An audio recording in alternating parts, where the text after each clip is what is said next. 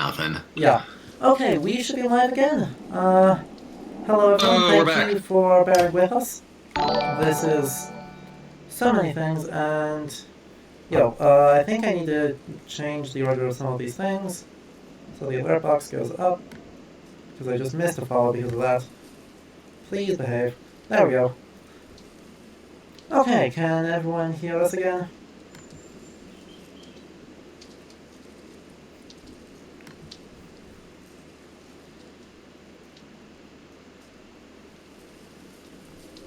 Wait.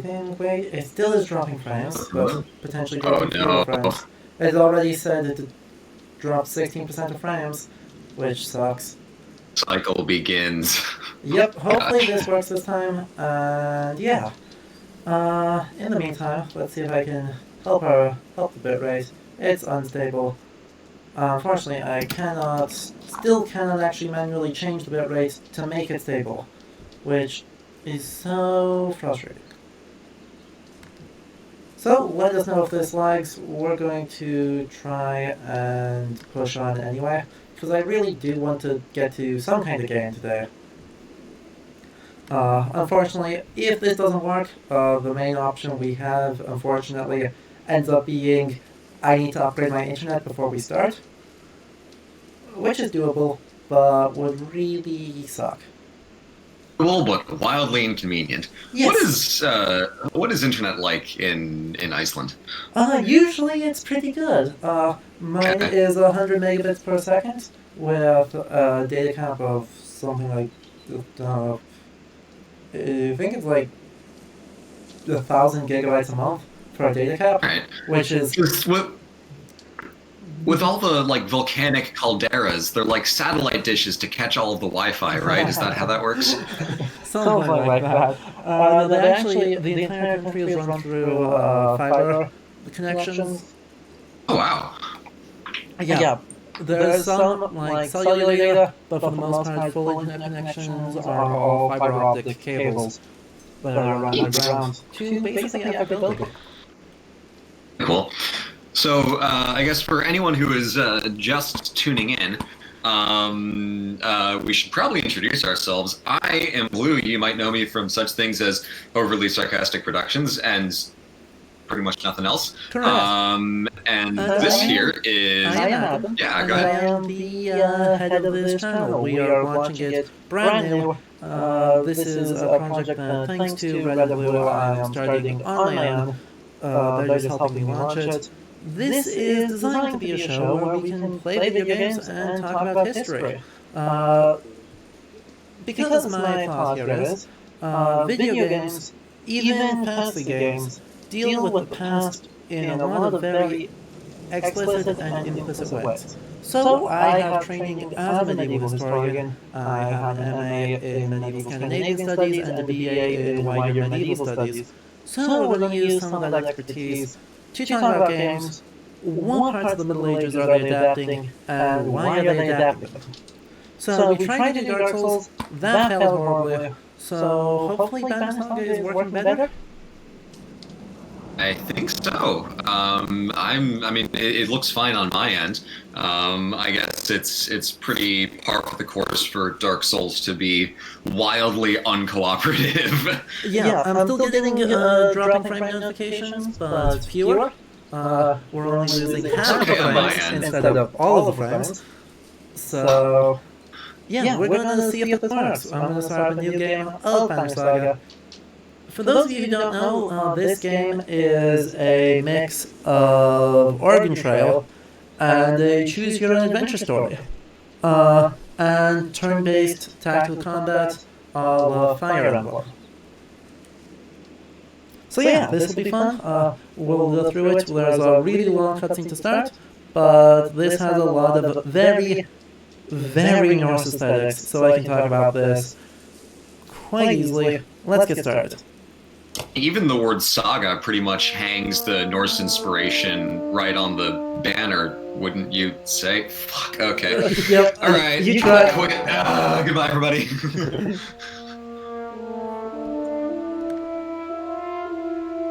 Thank you for Jebrin for the follow, by the way. And chat, do let me know if we're having more technical problems. It's looking a lot more stable, but we're still not sure. This is a fun map. Yeah, it is. And it's just runes. Oh yeah, also... Yeah, the sun will be up in the sky for the entire time, also known as Iceland in the summer. I don't know why everyone's freaking out, it's just normal. Að sjá dreggjana á ferli neðanbor. It has been several long months on the road. The first signs of snowfall accost us on our approach to Strand, largest of the trade cities on the Val-human borders, and our last collection before returning to the capital. It is very much a midnight soul, except Several here days it's just ago, like the years sun ago. simply came to a stop in the sky. Though during these long winter days, none of us can be certain how long it has been this way. Oh, long winter days. They Some seem of to the be in the men southern in the hemisphere. caravan have taken it as a dire omen. I am not quick to superstition. In a D&D game that some of my friends and I are playing, one of my friends who is a geology and ecology student, or has since graduated, did some looking at the world map that we were working off of, and told our DM that based on the dominant weather effects at play, the sun would have to rise from the west and set in the east for the geology of this world to make sense. So we have since made that canon in our world. There's all kinds of fun fantasy nonsense that, like, if you really sit down for like 5 or 10 minutes and think about it, you can like actually kind of puzzle out. But it's fun. Yep. Also, yeah, in this world, there are two main races. There are humans and there are the Varl, which are a form of troll, but more or less friendly, just like 4 times the size of a person. And they're where we get our Vikings with horns. For Varls, none for humans.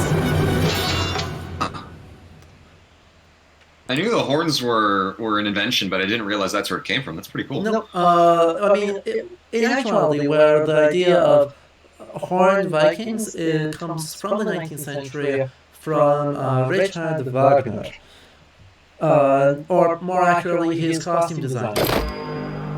Oh, that makes sense. Yep.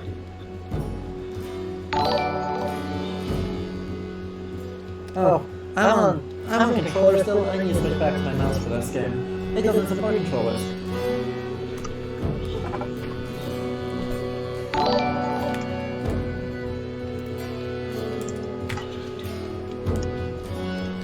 Okay, here we go.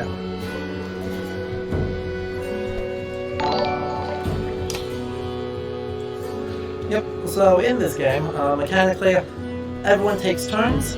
So, player, enemy, player, enemy. However many player characters there are. Yep, okay. One allies are a race of giants called Varl. We take up 4 tiles each. Yep. We'll move here and we will murder this guy very hard. Because he only has 5 HP. We're gonna hit him for 5. I was just going to say, I love that every time someone follows, we get a notification with one of those fun medieval shrimp characters. I mean, that's actually a hybrid of a snail and a cat. It's not designed to be any sort of real animal, it's just a snail cat. Cool, that's horrifying. Yep, it's one of my personal favorites. So on the bottom right corner of the screen where the bunny is riding on a man with a snail body, is that a different thing, or is that also a weird, like, kind of snail hybrid thing? So that's from a different manuscript, but it's in the same tradition of just really freaking weird medieval marginal drawings. Yeah.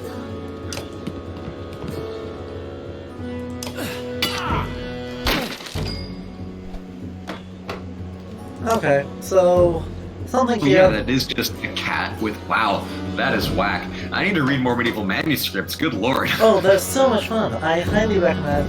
And all of the information, when subscribers get turned on, when I become a Twitch affiliate, subscribers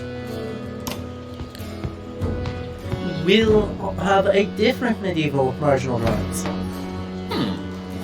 Okay, so this guy has really low armor, but much higher strength, and so these poor dudes are gonna get really fucked up. Now we're gonna burn an extra willpower to do this, and swing. And then yeah, when there's only one guy left, he does random things.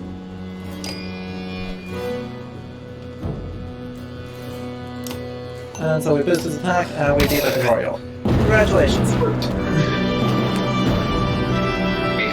If this was me playing, I probably would have lost, given how horrible I am at video games. Like, honestly, I thought I was okay for a while, and then I started playing Assassin's Creed on stream. Well, after I had to turn the difficulty on God of War down to easy so I didn't lose every fight, I realized I was bad. Assassin's Creed reinforced it, and then Dark Souls just made me feel pathetic at video games. Yeah, I hope we can get Dark Souls working, because that game has a lot going for it. But, by the way, Velith, these are actually not just doodles in the margins. Because these are all fully colored in, we know just with how manuscripts were made that these were professionally done enterprises.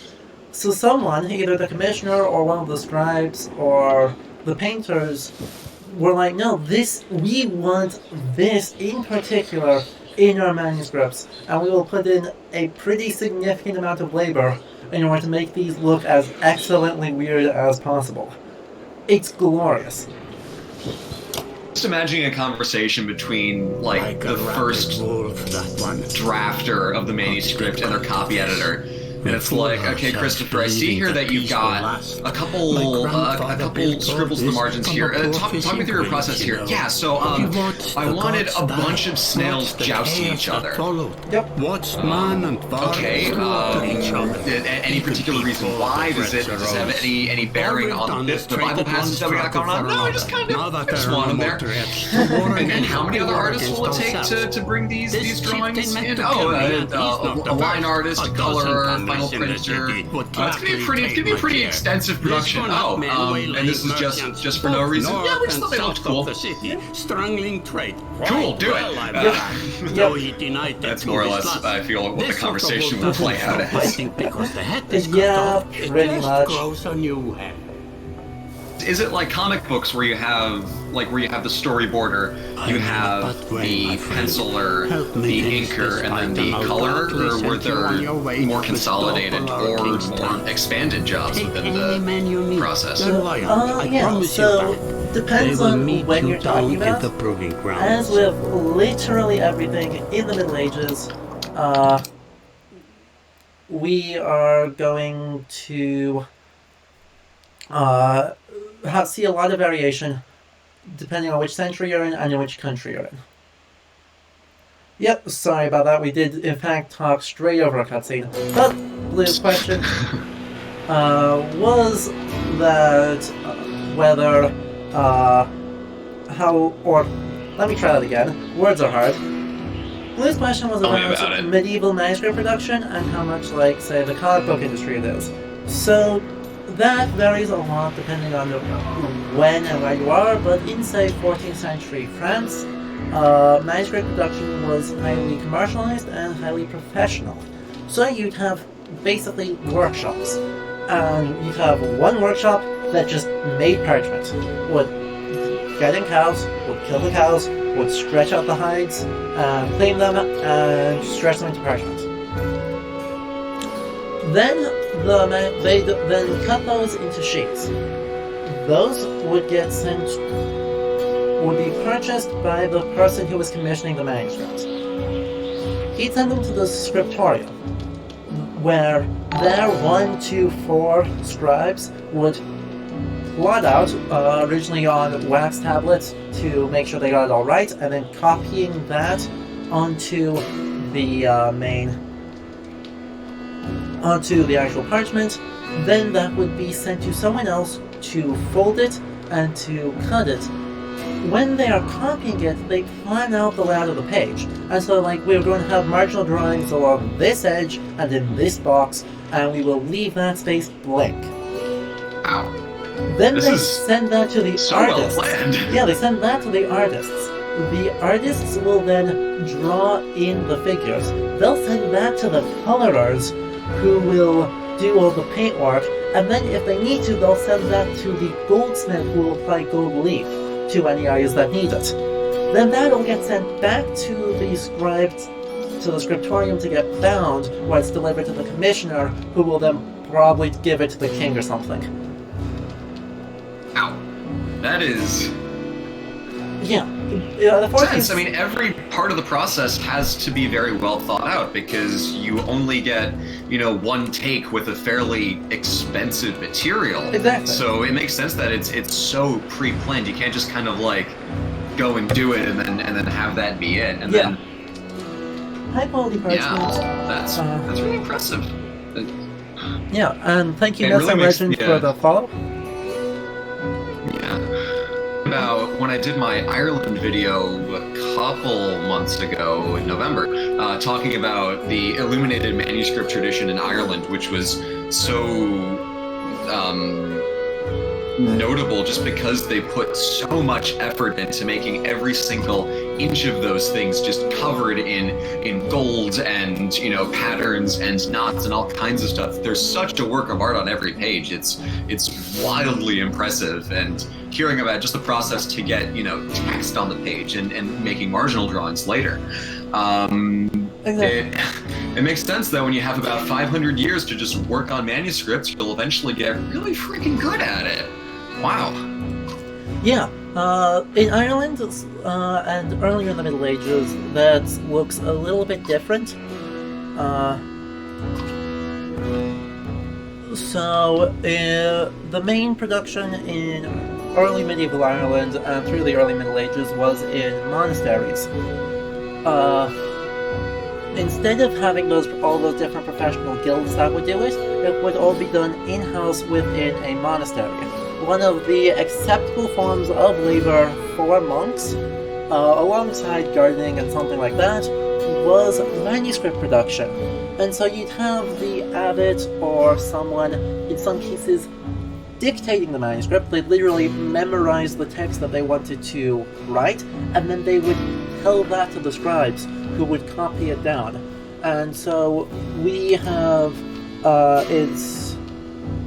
think St. Augustine was said to have 4 or 5 projects going on at a time, and so Oh yeah, with his catalog, that totally makes sense. He was prolific. I've heard this about a few different people. I don't remember exactly who it was, but literally would dictate a page to a scribe, turn to a different scribe, and dictate a page of a completely different text. Oh. Yeah, that sounds like Augustine. Yeah. Gosh. Sometimes there are just characters that are prolific in their field. Totally different example out of math. Mathematician Euler in the, I don't know what century, but he was so good at just doing math that an old joke was that his wife would say, hey, Euler, dinner's ready. He'll say, okay, 15 minutes. He'll write a brand new proof, go downstairs to eat dinner, go back upstairs and start working on more proofs. The guy had new research and new proofs in mathematics published for 70 years after he died because there were just so many of them. Sometimes there are just characters like that just cannot stop making things, and it's awesome. Yep. It is really quite impressive, and I think Aquinas was another one like that, and obviously Leonardo da Vinci still had a ludicrous number of projects going on. Don't get me started on Da Vinci. I mean, please get me started on Da Vinci. There was a traveling exhibit that was in my city a few years back.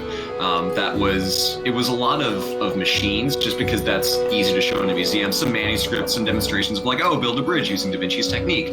And one of the things that really pissed me off was that there's just a bicycle in there because Da Vinci students left sketches of bicycles.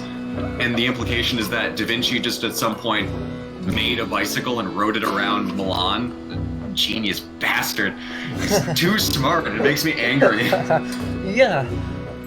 Yeah, another one who may have been like that, to bring it back into the Norse context, is Snorri Sturluson, though he may have actually written manuscripts himself. Iceland is weird, because Iceland didn't... Monasteries were not the primary scriptoria. Well, they were, but they were not the only primary scriptoria in Iceland. Some secular farms, particularly the ones at Oddi and at Reykholt, were also huge centers of manuscript production. And so it's possible specifically like Heimskringla, potentially Saga, and the Prose Edda being all attributed to Snorri, he may have actually been writing things himself, or he may have been doing a similar thing where he's dictating that to scribes at the farm, who are then copying that down page by page. Also, scribes sometimes copied off an existing manuscript. Yeah, we'll turn on the game volume as soon as I'm out of this cutscene.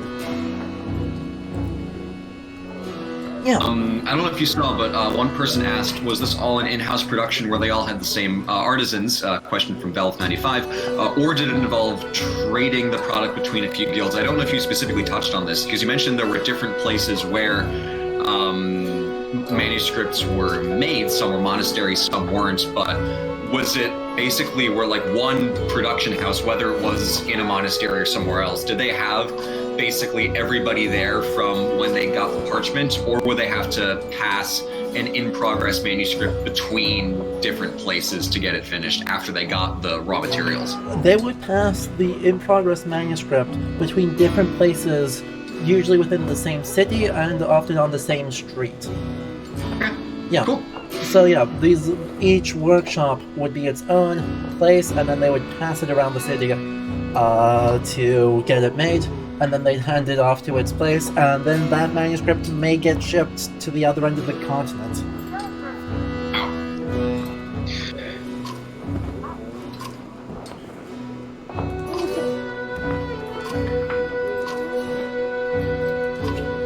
I'm just thinking of how much of a really revolutionary change Gutenberg's printing press would have been in the mid-1400s, because all you have to do is just set a typeface for a page once, and then you just keep cranking that lever and, you know, pulling those switches, and you just get pages upon pages upon pages in probably like minutes.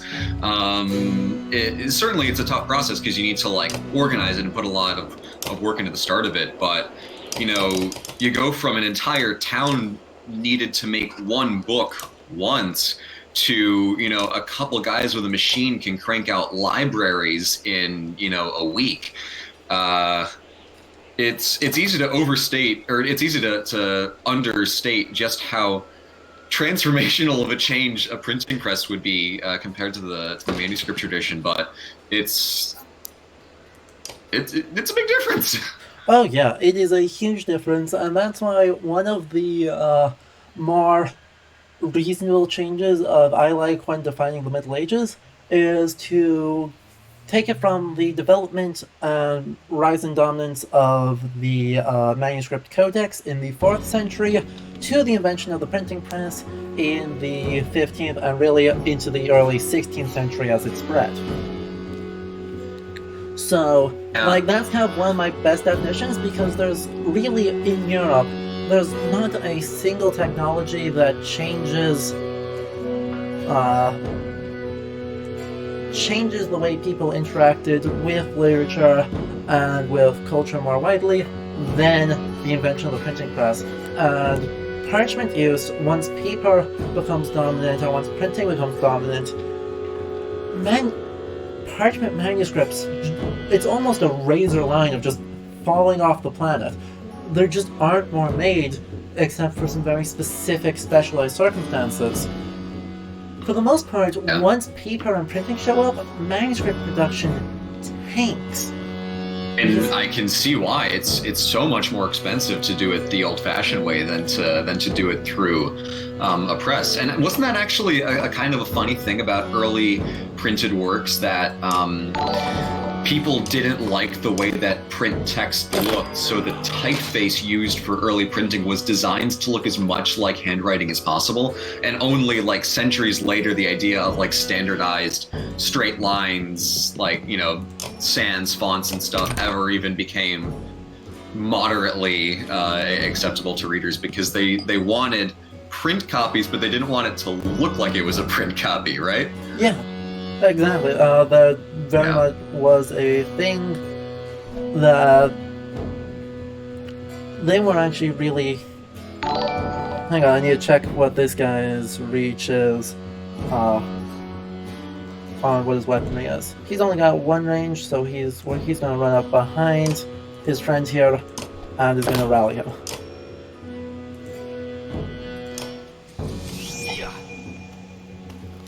To your point about dating the Middle Ages, for actually different reasons, I pretty much exactly agree to within a year of your definition for when the Middle Ages end, because, you know, the Renaissance and the Middle Ages overlap. The early modern period and the Renaissance overlap, but where I'd say the Middle Ages end is 1453 for me instead of 1454, even though it's functionally the 1450s, it's basically the fucking same.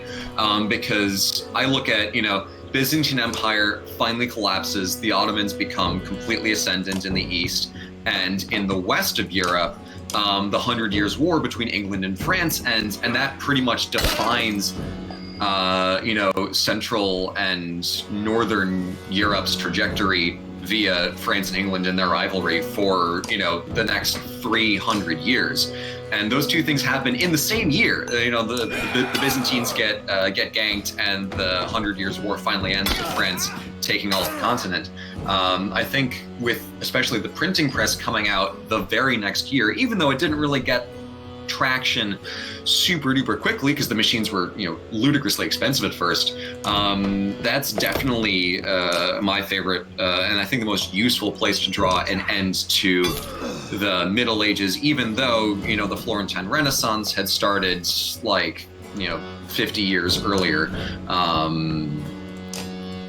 And where the Middle Ages starts, the Codex is definitely a good place. I don't know if I can point to a political event that is quite as clear. I mean, Rome falling is one, but still things didn't super change because there was still all of the East.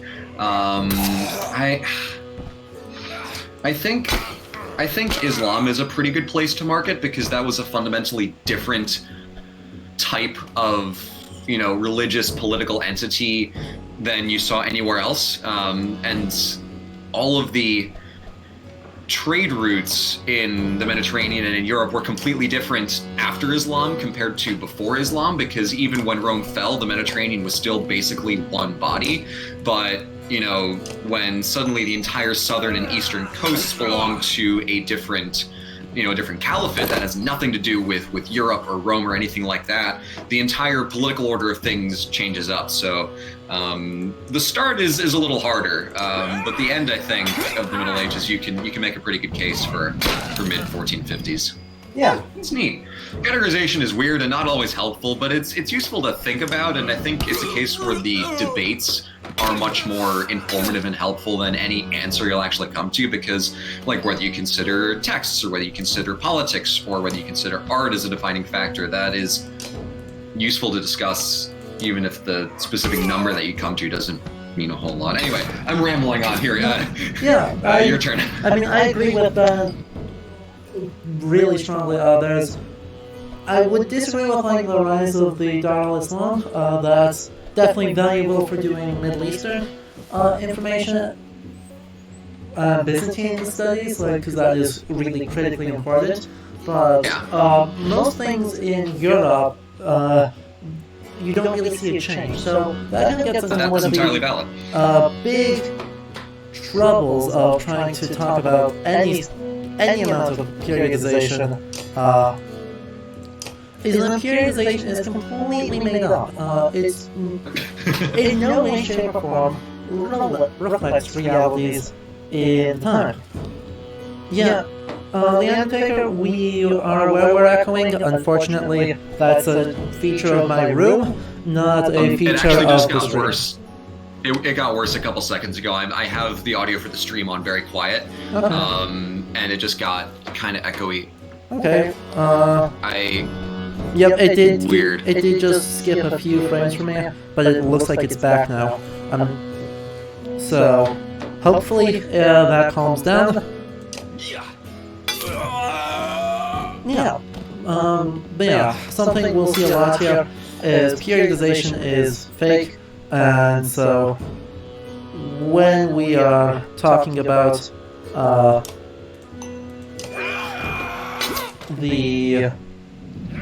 what we do in the Middle Ages, how we define it, what we're talking about, I try and get as specific as possible, because saying how it was in the later half of the 14th century looks very much different from how it looks in the start of the Middle Age, or in the Middle Ages generally. So I try and get as precise as possible for this reason. Jeez, I almost lost Eric there. Luckily, in this game, someone gets running out of health does not actually kill them. Oh, it's like D&D. Yeah, they'll get knocked unconscious for the rest of the battle, and they'll be injured, which means they'll take a strength penalty until you rest for a certain number of days. Okay. But then they heal up, and unless they die in a story event, which will happen, fair warning, this game does kind of suck on that regard. I fully expect to lose people. I'm hoping I can drag Ale through the entire game. Poor boy, he's so hard to keep alive. Hi Pop-Tarts, by the way, I'll repeat it again here for anyone who just recently joined in. This is not a channel affiliated with Overly Sarcastic Productions, though Red and Blue did encourage me to get this channel started and set up. This is a personal creative project, so I'm going far more in-depth and leaning on my academic training much more than I would under the Overly Sarcastic Productions banner.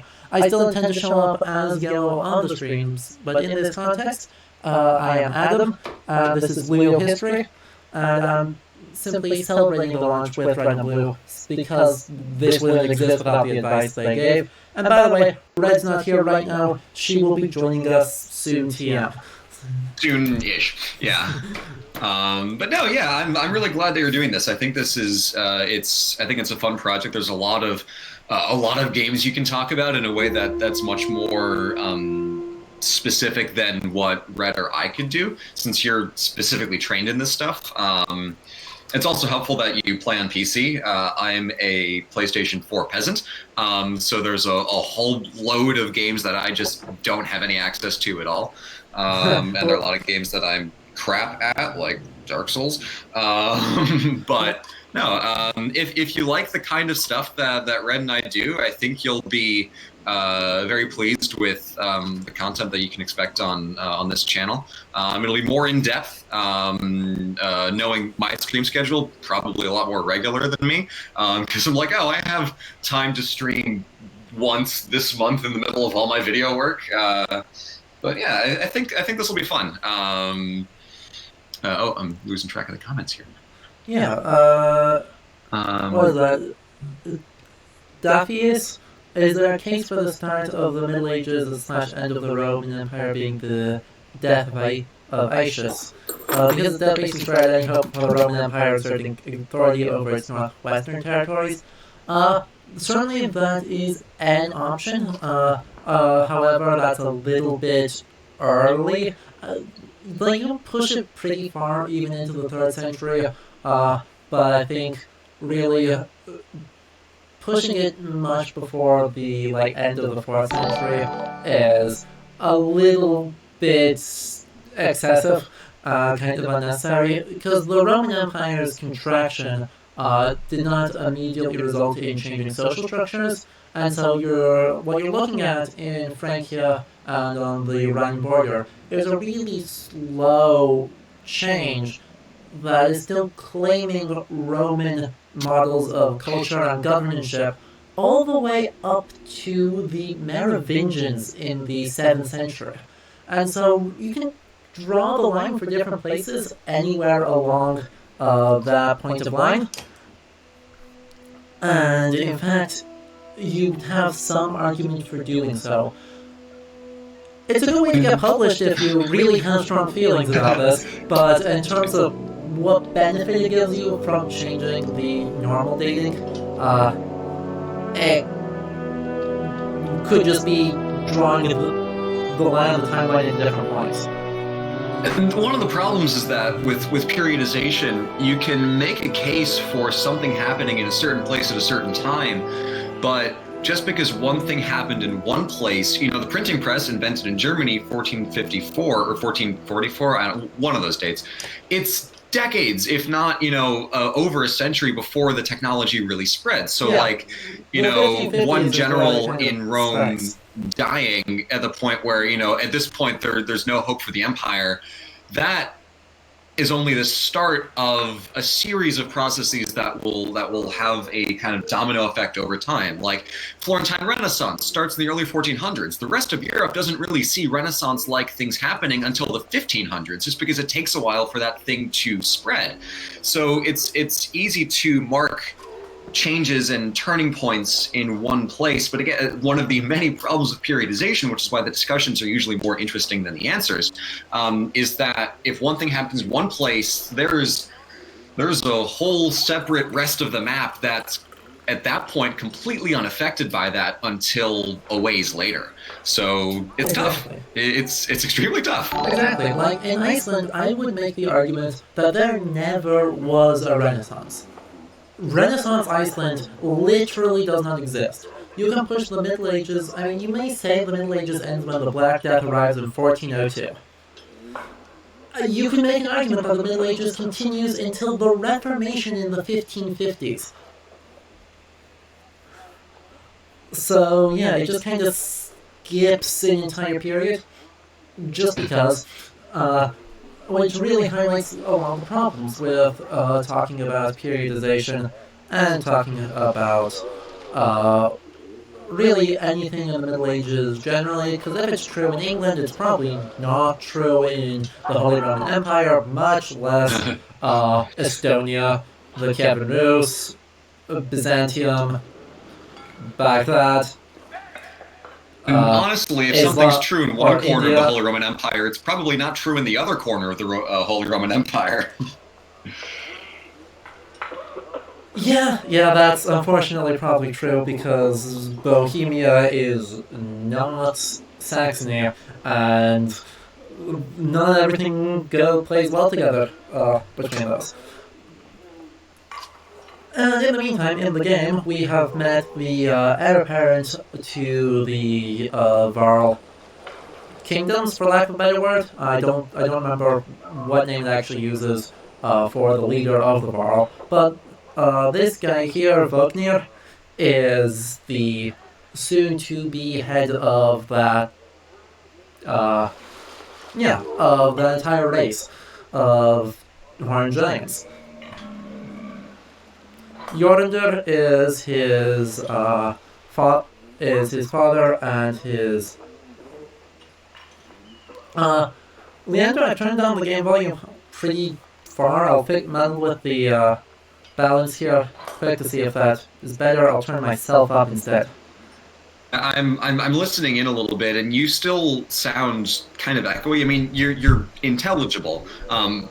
I don't sound echoey, but you do, and it sounds like it might be a computer thing more than just a big echoey room kind of thing, because it didn't seem to be happening earlier. Yeah. And again, there's things we can check after the stream and try to make changes, but just wanted to let you know. Yep, I did just experience a lag spike, so that may be part of it. I've also turned myself up, but there's a possibly chance that it's picking up two different audio sources, and that's causing the echo too. Anyway, So yeah, these Varl, I mean, as you can see, we can look at this whole place is almost comically Scandinavian in aesthetics and in design. I mean, this guy's literally walking around with a Dane axe.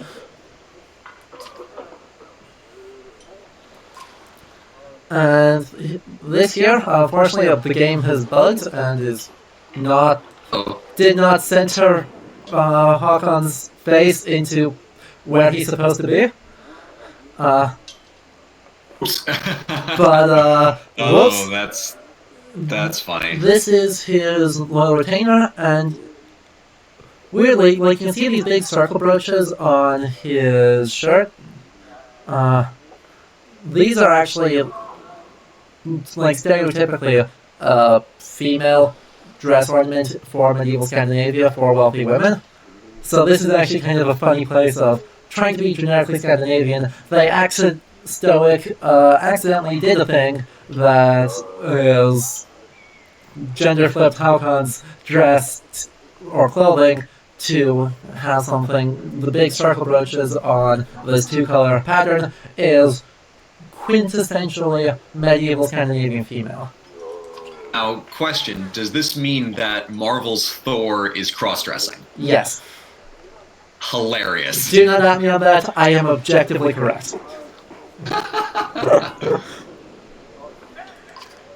And yeah, the other one we're meeting is the Prince of the Human Kingdoms, Ludin.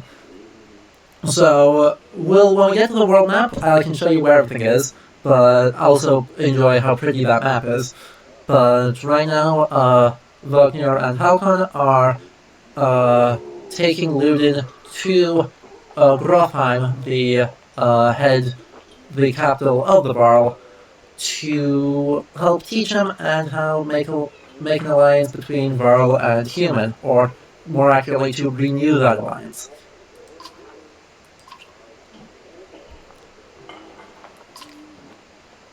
And yeah, this guy here, the Scrivener Ubin, is recording basically everything that's happened. He is possibly the oldest Varl in existence, because, by the way, Varl are immortal. Until they get killed unless they get killed. They very rarely have offspring, and they, actually, nowadays, by the time of the game, they literally cannot have offspring. But they live forever until they die in battle. The telomeres are probably whacked by that point, so I'd hope not. And unfortunately, they also really like fighting. This is a really bad combination.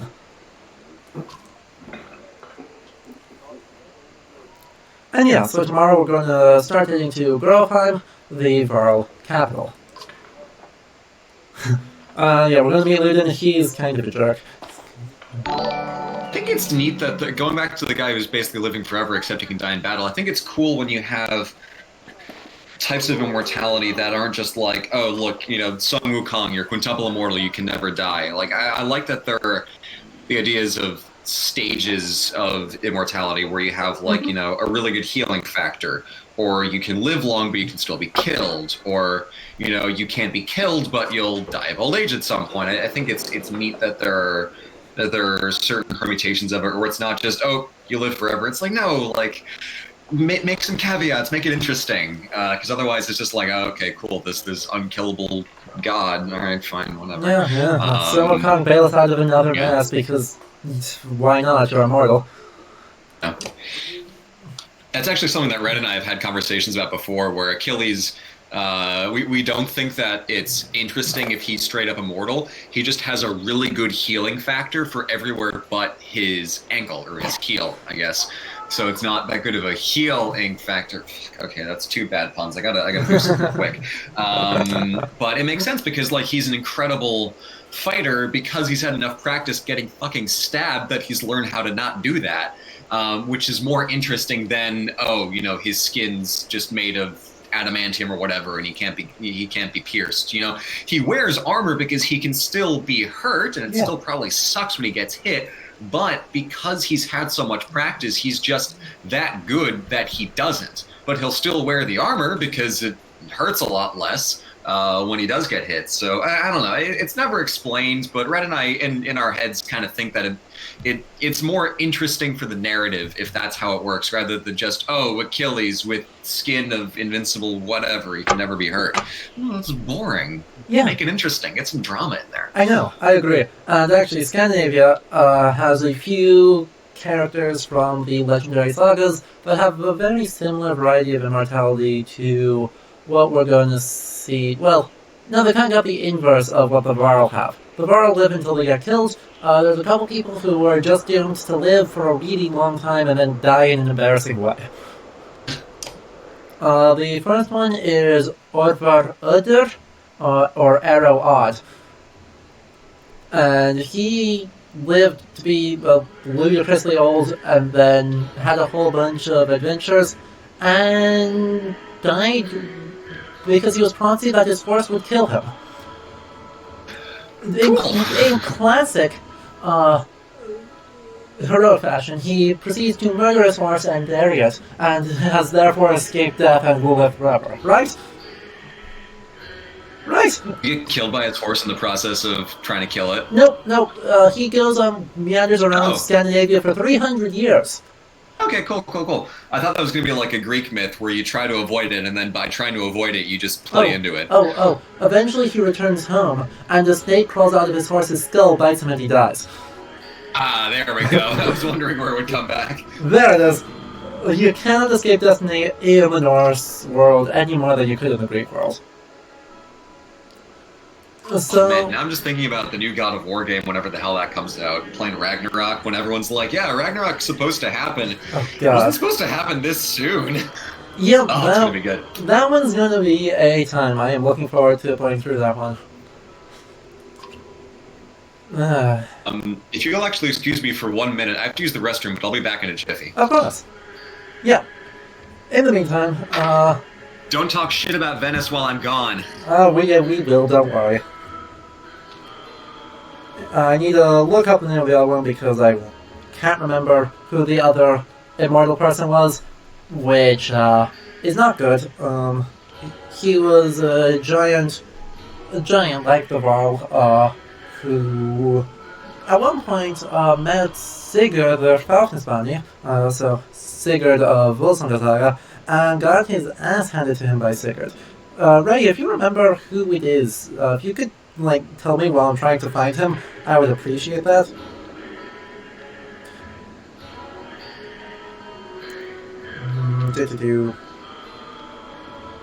This hero. He starts with an S. Come on.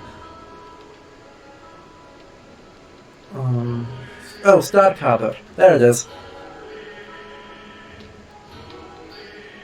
Yep. So Starkaber was doomed to live for 3 human lifespans, but each time would do something horrible during that time, and would nearly die. But yeah, he made it 3 human lifespans and shows up in several myths and legendary sagas.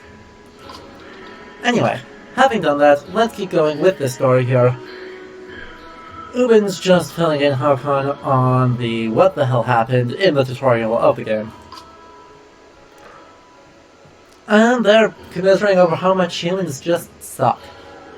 Short lifespans, super violent, really uncooperative. If only they were like the Jarl and would beat each other to death for no reason, like civilized people, it would all be better. And thank you, Moran Verdi, for the follow.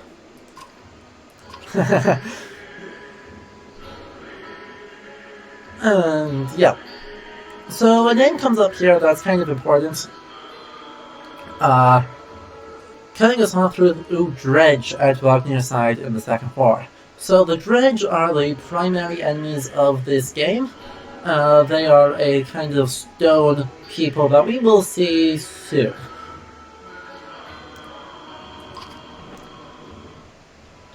But they're going to try and get back to Grofheim, and the Dredge were beaten back into the far north and underground several years ago, before the events of this game, and they haven't been seen since. Ready. I'm back. Yeah. I went to get an apple because I was hungry, and then I hit my head on the door of my freezer. Congratulations. Yeah, it's 2020's been starting out great for all of us, hasn't it? Oh yeah, it's rough. Okay, so having hung out with the very cool Hakan and complained about how humans are recalcitrant and are otherwise terrible, let's go talk to a human.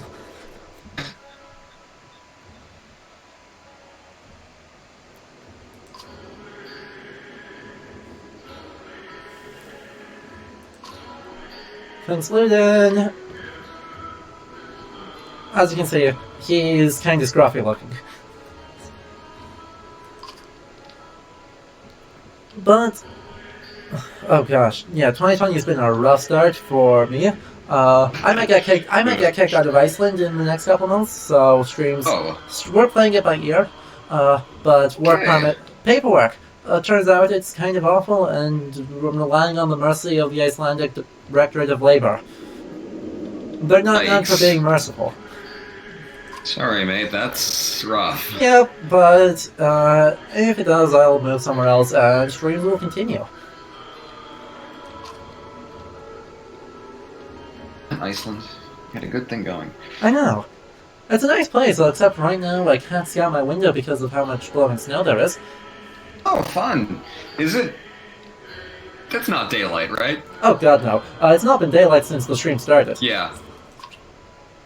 Because it's like noon for me. It's oh no, it's like 5 hours ahead. Yeah, right, cool. Yeah. But You sunset. got like what, an hour of daylight today? Oh, we got 5 hours. It's not that bad. Okay.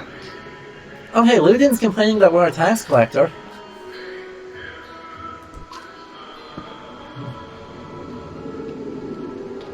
And yeah, the kings are doing that.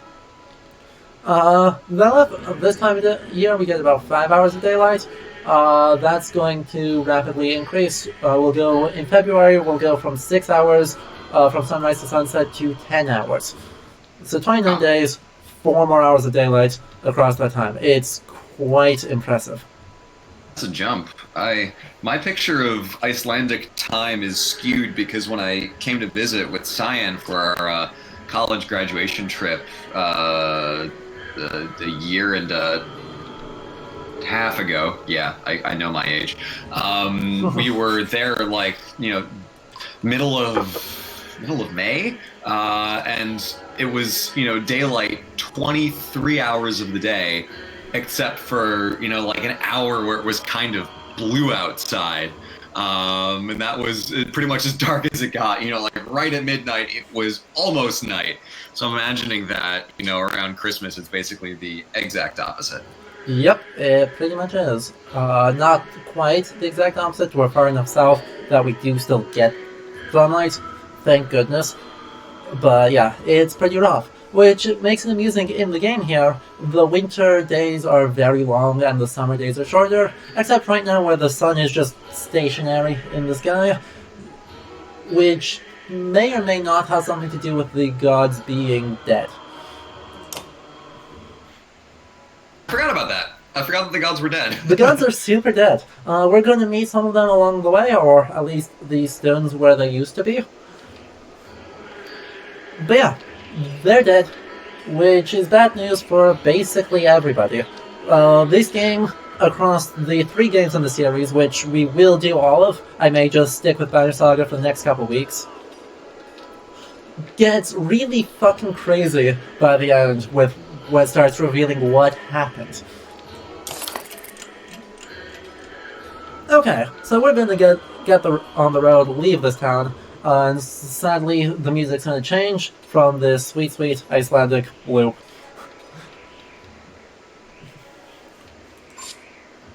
And we got more Renown. This is a good chance while we're going to talk about Renown, what it does in the game and what it's kind of referring to.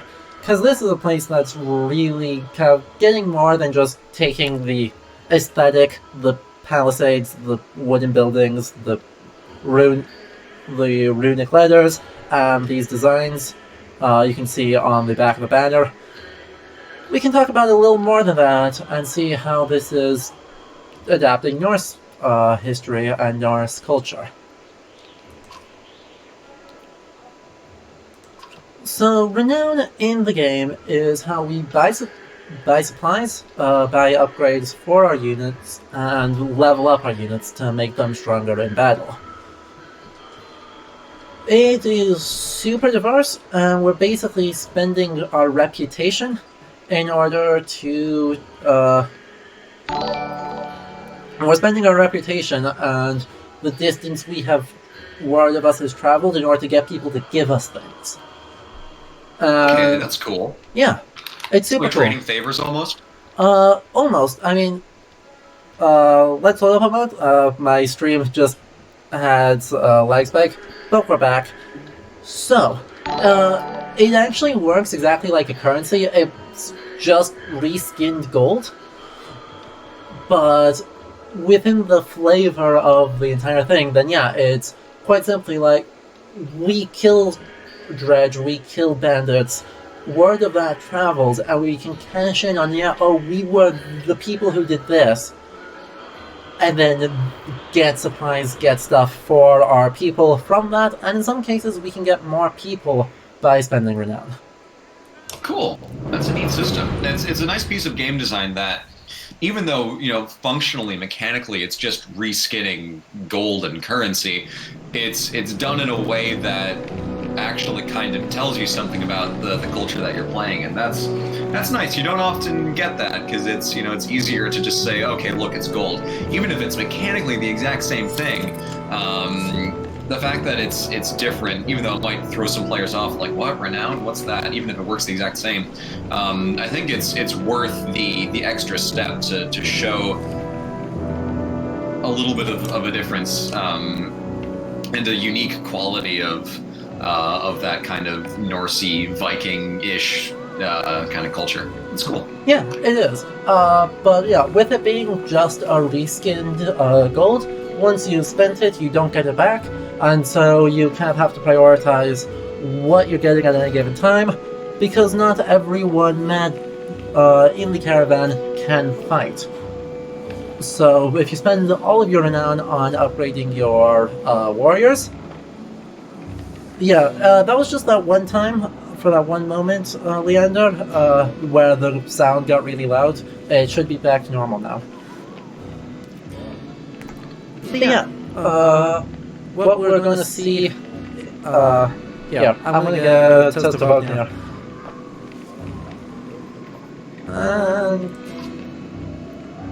How about we do that? Yeah. So once you spend the renown, and if you're spending it all on your warriors, then your civilians are going to start starving to death. Oh. Sensing a lot of Oregon Trail vibes, like you said earlier. Yeah, it's very much Oregon Trail, and you'll see it from most of the gameplay that is just Oregon Trail in Scandinavia. Yep, and Barricadier, thank you so much for the host. That means a lot to me. So yeah, morale improved. Morale increases our willpower. If we're not feeding our people, if we're not taking breaks, we're going to start losing morale, and then that's going to cripple us in the future, in battles. Yeah. Now that I think about it, there's a similar mechanic at play in the game Northgard, which is basically a Scandinavian exclusive Age of Mythology, which is a very fun game. I think you mentioned that you might play it at some point, but there's I think it's called Honor in that game, but you can do certain things once you get to a high enough level of it, which is cool. Yay, like spikes. If we're gonna hold on for just a moment, we're gonna let the stream recover here, because it just dropped about a third of its frames all at the same time. Oh, fun. Yeah, so we're just gonna give them a moment here to calm down. It seems to be back to normal. Chat, is it still being laggy and echoey for you guys, or are we doing better?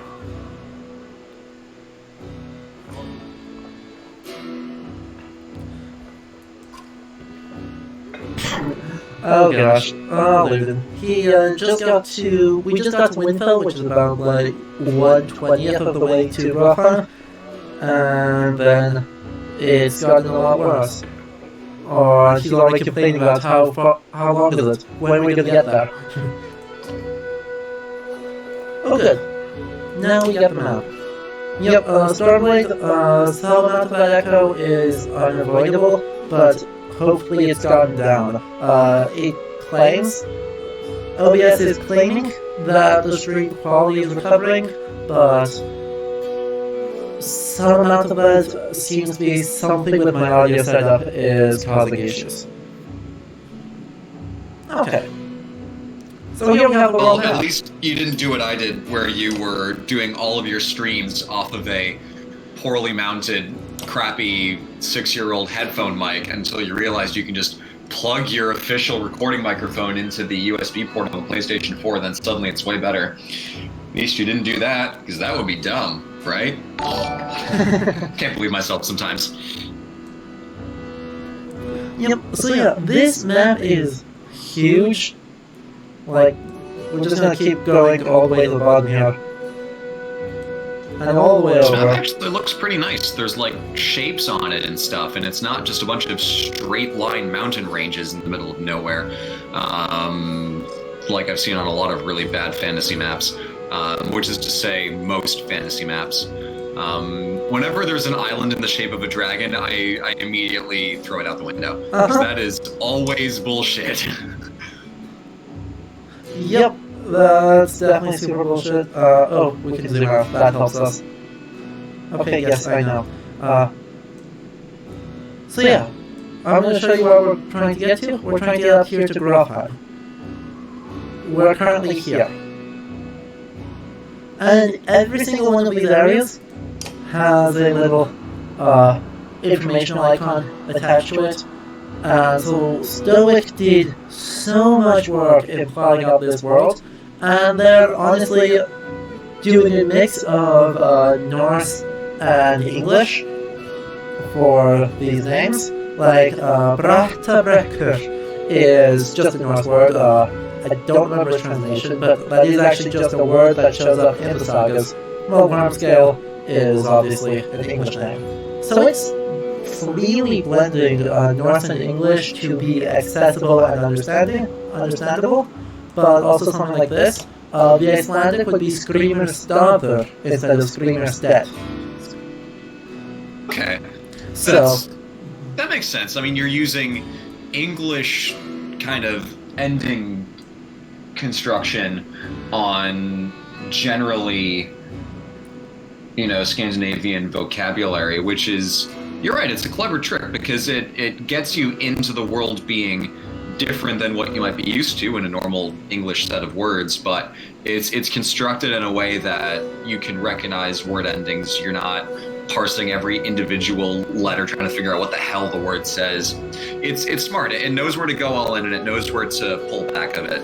I'm always of the opinion that it's worth going halfway to keep something accessible and knowing where to pick your battles, where to really go all in on accuracy, and where to be like, okay, look, this doesn't need to be fully accurate, but it helps the experience if we make this one thing less different and harder to understand, and put in the effort to make it a little more standard, even if it's not fully accurate. I'm always in favor of making things accessible, because it's better to have someone get halfway than to have someone say, oh, I'm not going to do that, that's confusing, and then just balk entirely. Very much. And then you've got some cases where they're actually either using Norse words straight up or using something very close to it, so not everything mixes the Norse English like Scream instead does.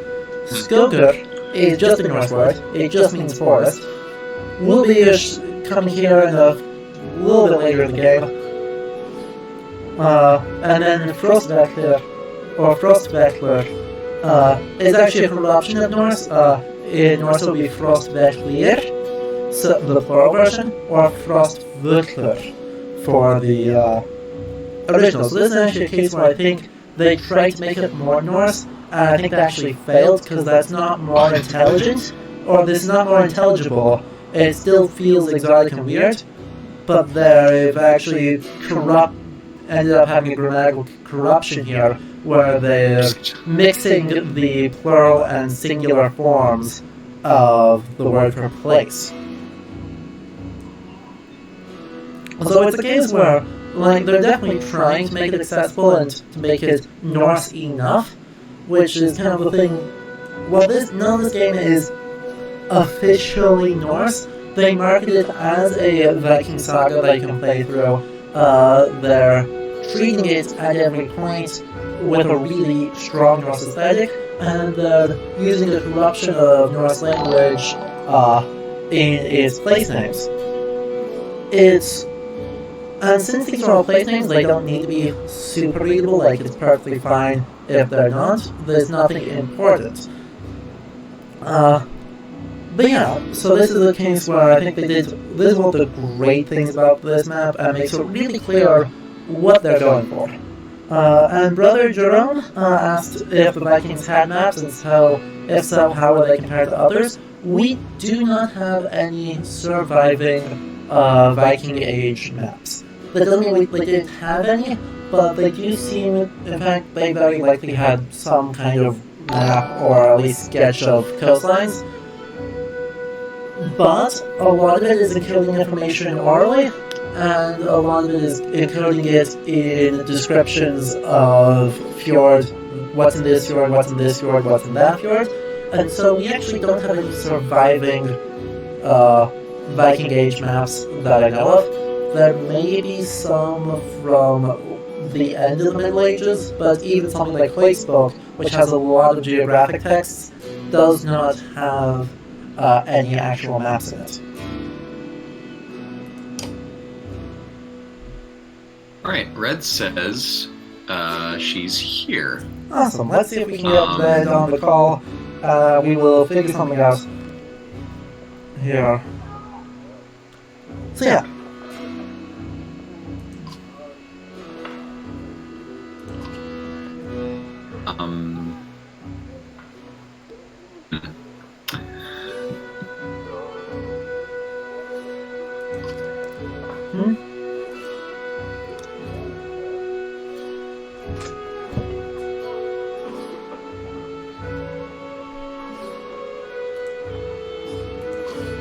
Okay.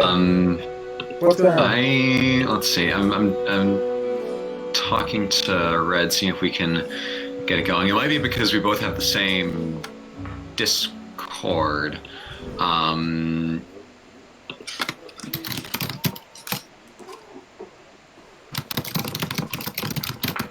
Here, you do. Yep. I'm just going through the rest of this cutscene while you sort out that side. I'll let you deal with that. And if we need to end the call on our end to get a new one set up with Red, we can absolutely do that.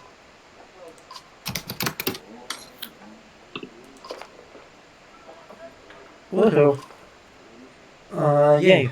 So we're heading off to Vedapak, and hopefully things continue to be okay for us. We'll see, spoilers, things don't continue to be okay for us. So yeah, let's look at here, talk about some of the mechanics in the game, and then we can get back to the story and chatting about history. Hello? Oh, hi Red. Hello! I can hear you. Wait. Chat, can you hear? Well, I can hear you. Yep. We're just waiting for But chat I to think catch I up. might have... Blue. I don't know if we can both be on the call at the same time. We did in fact, I think, kick Blue off the call. No! This is hilarious. I'm so sorry. Well, we will be back in a moment. I think the easiest option will be for Blue to quick throw up an account, send me a friend request, and then you can join on the call. Yeah, that's probably the easiest option. Hello, everybody. What's going on? Sorry I'm late. I accidentally double-booked my morning with, like, another thing that was happening, and then I woke up this morning and it's like, oh, right, thing, and oh, God, no! So, my bad. Let's see. Okay. Yep, so in the meantime, we tried to play Dark Souls. Dark Souls ruined my stream quality so much that it crashed twice. So we're playing Banner Saga instead.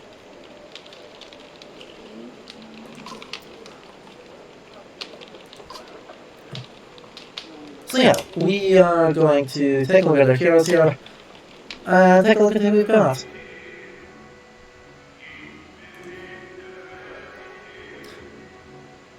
Oh, cool. Okay. Red also just got kicked, so this is shiny. We are going to get them to step back up onto calls, and in the meantime, we're gonna talk about all of our people.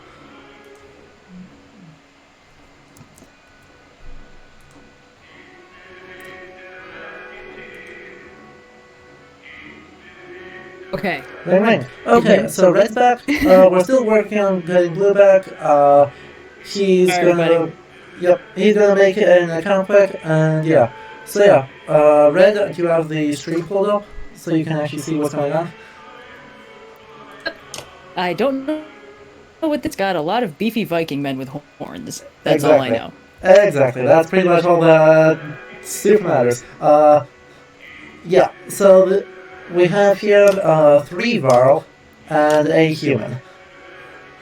So Hakon is, well, super good, to be blunt. He's one of the best units in this game.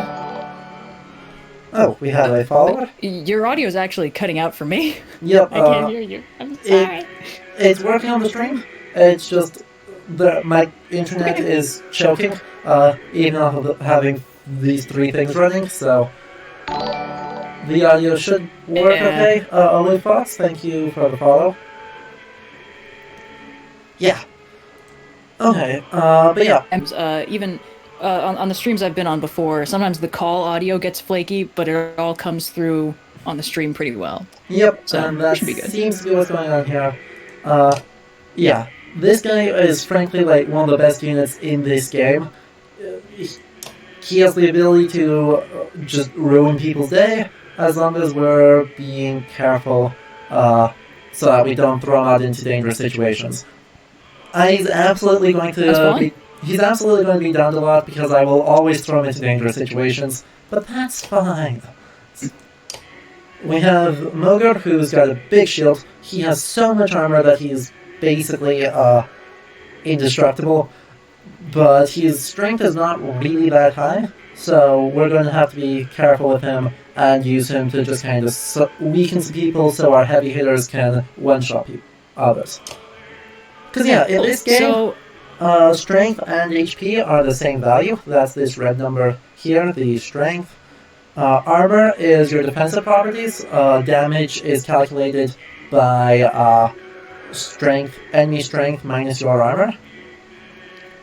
And then we have morale, which is how much certain number of points of something special that you can do. And then, well, we keep losing people on the calls. This is really weird. We're gonna figure out the Discord side of things. Okay, I'm back again. I'm sorry. Why are you getting disconnected all the time? Who keeps signing in and like activating his own mic, and then my mic is like, "Oh, we can't have 2 mics," and then it's. I see. I see. Okay, so yeah, we've got this morale, which is how many of a certain extra actions you can take. You can burn morale stars to either move farther, hit harder, whatever you want. This one here. What? Oh, hello. Sorry, I missed. Oh? Well, I thought I heard another voice. What? Heard me echoing a little bit. I just wanted to ask, broadly speaking, what kind of game is this? This is a mix of Oregon Trail and a turn-based strategy RPG. It's delightful. So yeah, we're gonna basically walk forward, and then we'll have encounters that we can get through with dialogue, and then we'll enter a battle. When we enter a battle, that takes us to a grid where we're gonna have 6 versus up to like 20 fights, and we're gonna try and make it to wherever we're going without dying horribly. It'll be fun. But yeah, we have here... Well, I'm kind of... Oh, sorry. No, go ahead. Well, I'll just finish I'm up kind of explanations. helping Blue get. But so how about you play, and we will get Blue on the stream, and I promise this is going to work. Yes. Sorry, everybody. First streams are always dicey. They are incredibly dicey. It's rough. But yeah, we've got here this green. This is how many stars you can use at a time. So the fact that, like, this guy, Gunnulf, has 3 motivation stars literally doesn't matter, given that he can't use any of them. And then this last one is how much armor break a character has. So he currently only has 1 armor break, so, well, he's got a massive 15 strength. He actually, if he's trying to attack someone's armor specifically to break down that number, he is really bad at it. So he's best to wait for the very end of a turn order, after someone like Motor or Moker comes up and breaks someone's armor. He can run at them and hit them for 15 damage and they just die. So we're gonna increase that by 1, and we're going to increase his strength by 1 more so we can hit even harder. Okay, so that's the only promotion we can do, so we are going to go back. Ludin is interesting. He's our only human in the group right now, and yeah, this dude, as much as he's annoying in cutscenes, he's actually a pretty decent unit. Yep, he's a Spearmaster, which means he can actually attack at 2 range, unlike any of my other units. Which is very good news. We'll get archers later, but right now, any sort of range is definitely welcome. It means he can sit in between 2 Varl, and can just kind of poke out without being at any risk himself. But he also can make people bleed out, which is quite impressive. And yeah, the more kills we can feed him, the happier everyone else is.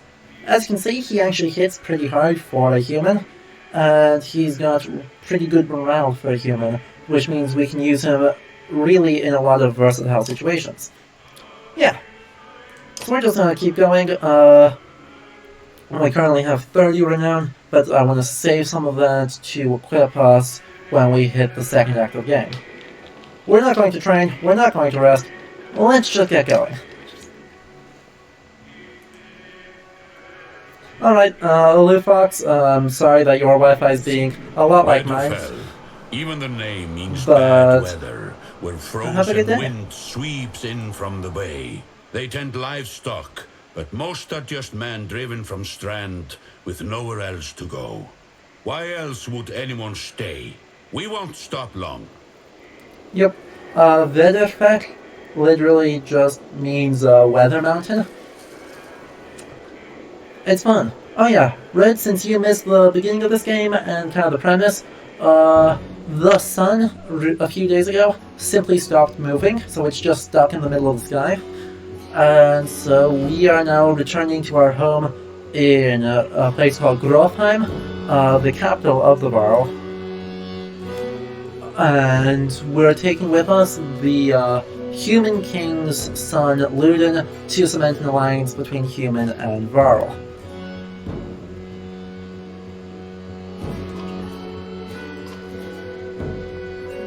So yeah, these folk have lost some of their cattle.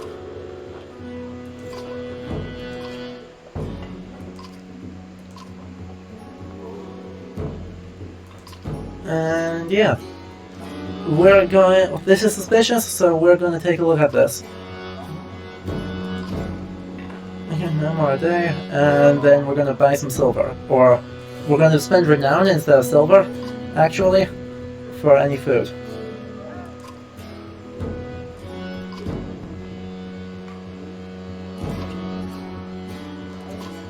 Oh, crap. Okay, yep, in the meantime, Ludin has gone and got himself in trouble, so we need to do things. Oh. Hear you. Blue, you there? Ring ring. Got him too late. Yeah, we can't hear you, Blue, so maybe take a look at, see if your audio device is correct. Discord's mic settings can be a little weird. Yep. Okay, in the meantime... Everyone enjoying the stream so far? I'm having a great time. Uh-huh. So many technical issues. Oh, I see. We're going to completely end the call, then we'll have Red and Blue back in just a moment. Oh, okay. Yep, I think that's the best way to make them reconnect, is just completely end the call, and we can get Blue on here, because group calls are weird. Okay? Okay.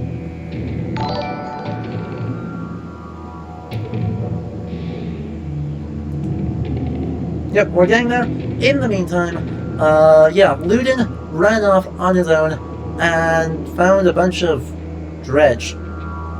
This guy is a big lad.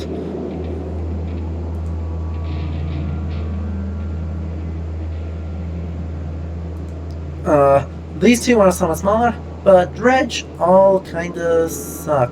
Velith, there can be 6 of your units on a map at any time. That can be 6 Varl, if you feel like. That can also be 6 humans. We'll see a mix of some of those.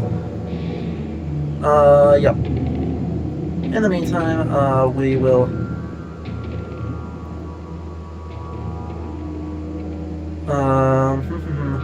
we're still trying to sort out the call. Some things are going weird. Here, I'm actually going to close out of Discord and then restart that. And then... we're still trying to get them on everything because it's complicated. However, in the meantime, we do want to know that the dredge are the main enemies of this game. And yeah, as we can see here, Ludin can attack from 2 range, like I mentioned. But this guy is beefy as fuck, so we're in trouble. And yeah, Rogue is Guardian, thank you for the sub.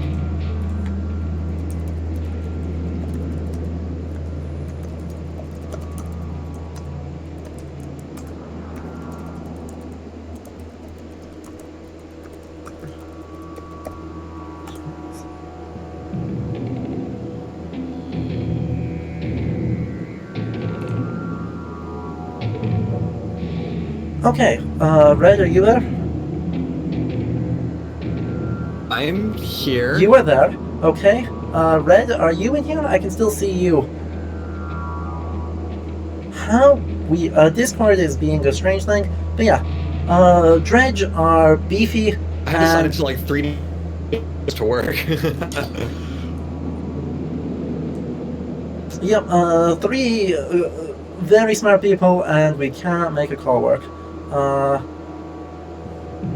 Yep, okay, so we have blue, we do not have red. This is a fun time. But yeah, you can see, since my strength is less than this dredge's armor, Hello? hey, you're there. God! We did it! We did it. Woo! We got it. It only took way Well, now I too long. can't hear anybody. What? Try that. Oh, Red, can you not hear us? One more time. That's not a good sign. So, like, this is... the game is forcing me to do very stupid things right now. In that I have to attack something that I only have a 50% hit chance. It's minus 10% for every point above my strength the enemy's armor is. Normally I would just attack armor and crank up my morale here so I'd hit his armor for 3, and then we can actually start playing the game. But no. And he's... Ludin just ran up and killed himself. He'll be back. He's fine. We swear.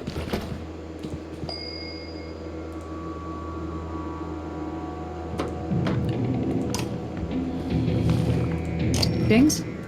Hello? Yes, I can hear you. Great! Okay, we're in it. You know what they Here say? we go. 57th time's the charm. Ah, this is speedrunning. This is the first time. Alrighty. I'm sorry I kept picking you out. What had happened was I tried to make a new Discord account with one of my other emails, and it's like, you already have a Discord account in this email. I'm like, oh, do I? Well, this will make the process way faster. So I was like, okay, you know, verify email, yada, yada, yada. I clicked the verify email button, and it automatically pulled me into the OSP Discord account, and then bumped you out of the call, like, twice. So, complicated, but it's all about the journey, right? It was hard. Okay, I'm retweeting our original tweet with the link, so now everyone knows we'll do. Yes, we are all here. Out. Bam. Thank God. Thank you guys. As soon as you tweet it, Adam's computer just implodes. Slightly, yes. I actually did get a like spike at the exact moment when you said that, so don't joke about that. It's too real. Oh, hey, I'm gonna get Gunnel killed because I got a little bit aggro. That's fun. Sundering Impact. Here we go. Okay, so this game. This game is super fun, and we swear it's not doing weird things at all. Yeah, so I got my heaviest hitter completely wiped, which is no good. So we are going to back off so this guy cannot reach us easily, and I am going to attack the smaller guy.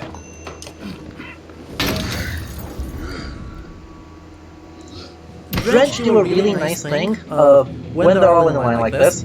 If you hit one of them, it's going to reverberate down through the whole group, so I can kind of leave this guy alone, and I can just pummel on the big guy with how strong my guys are, and it's going to be just fine.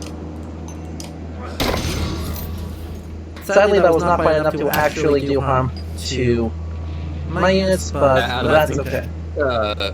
Red and I are both having your call cut out a little bit because it sounds to us like you're talking and then kind of pausing, but I think based on what I'm hearing from the stream, you're talking, we're just only getting like half of what you're saying. Amazing, yeah. On my end, it claims everything is fine. I got a small frame and as long as the audio is showing up on the stream, it's okay. Yeah. Oh, everyone is saying the echo. Yep, I got a like spike there's an 3 minutes ago, but it's gone now, so, not sure what's going on. Heard most of that sentence. I think there's a different problem between the lag and the echo, because Red and I, from what I hear, aren't echoing, but you are, so maybe something is doubling and just picking up your audio twice. But again, I don't know. I'm used to a lot full of a setup. It's less robust, but also fewer things to go wrong. Yeah, it's definitely possible. You don't like the system where I physically hold an earbud equidistant between our faces, so equally terrible for everybody? That's some top quality setup, man. It had its problems, but it also had its charms. I can't believe it took us 4 streams before we thought to see what... Yeah, so... 4 streams that you were there for, there were also like the 12 from the year before that I didn't even consider. What if I plug the microphone into the USB port? Because I read online in one place it's like you can't plug the microphone into the USB port, and I'm like, fuck, okay. It's everything you hear on the internet. Yeah. Well, if it's on the internet, it must be true. Alright, okay. So, by the way, you notice over in this corner, there's someone weird. Echo problem. It could be picking up from... Oh. Go ahead. If you look at the corner of the stream, in the game window, you can see that there's someone lying on the ground that was not our spearman looted. So, yeah, spoilers, the Prince of the Varl, Vognir, he's dead. Yeah, it's actually... Ooh, that's a good... thing. Yeah, Nisarna, it might be doing that. Unfortunate. Yep, what I can do is I can try removing the audio input capture and see if that helps. So I'm going to try that quick, and then I may need to re-add it right away, so let's try that. Okay, does this help the echo? Chat, you to let me know.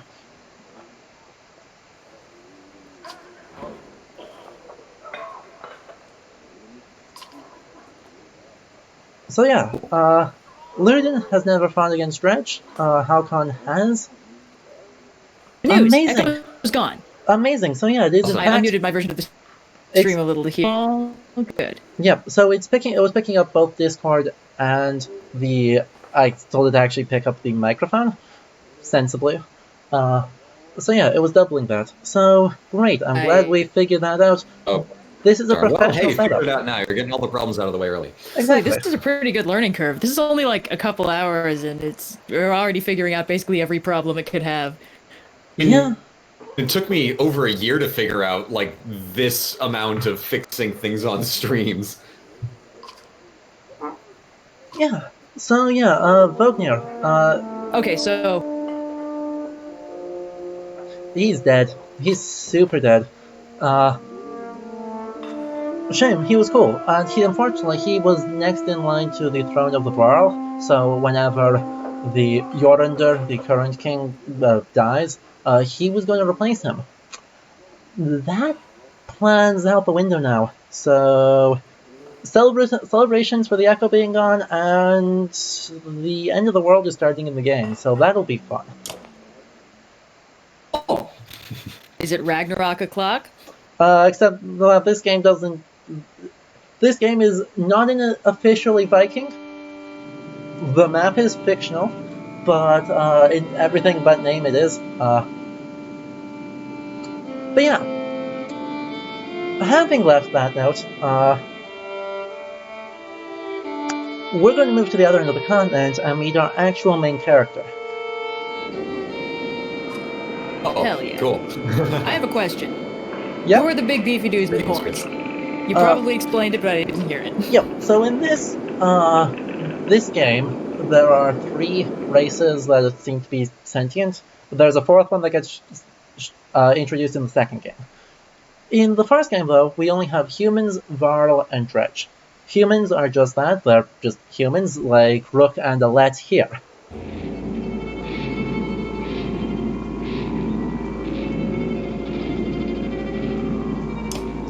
Rook and Aleph both have range, which is super important. As you can see, though, they have a Dredge facing them. So humans are like just normal humans. Aragorn and Toriel from the Hobbit movies. Close, except, father-daughter. So that would be weird. But yeah, the Varl are a more or less immortal race of giants that a long time ago got in a very, very brutal war with humans. However, that war was interrupted when they were attacked by the 3rd race, the Dredge, these stone men with also horns. So they had to unite to not get slaughtered by all the Dredge, and since then they've been in uneasy alliance. There have been a second attack by the Dredge a few years before the events of this game.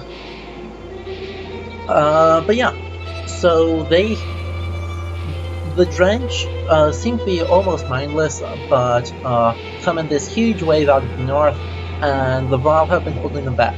The Varl can only die if they are killed, but they're really belligerent, and they get in fights with each other all the goddamn time, and so their populations are declining rapidly.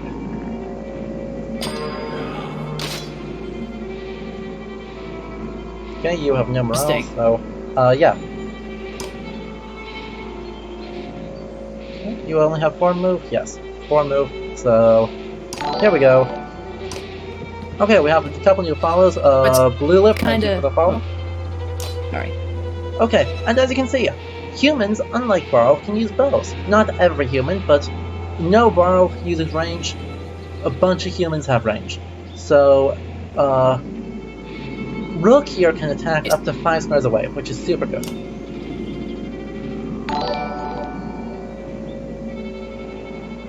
Yeah, alright, thanks Barricadier for showing up. Ciao, have a nice day. Anyway, you were saying, Rick? So it looks like it's kind of a Viking-colored real-time strategy game kind of thingy? Turn-based strategy game, but very much yes. Based, sorry, I knew that. Words. Yep. Described it as Oregon Trail earlier. Yeah. In terms of the... Because for most of this game, we're going to be just kind of wandering through. Ow. Thank you. We're going to mark prey, which is armor break, and everyone in range attacks that. That's only one. That's only 1 damage. That's actually less good than just whacking it.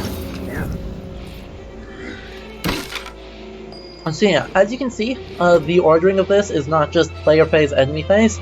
It's actually each person trades. So one of my units goes, one of their units goes, one of my units goes, one of their units goes. So this guy's attacking Rook really fast. Luckily, we're tipping him down a lot faster.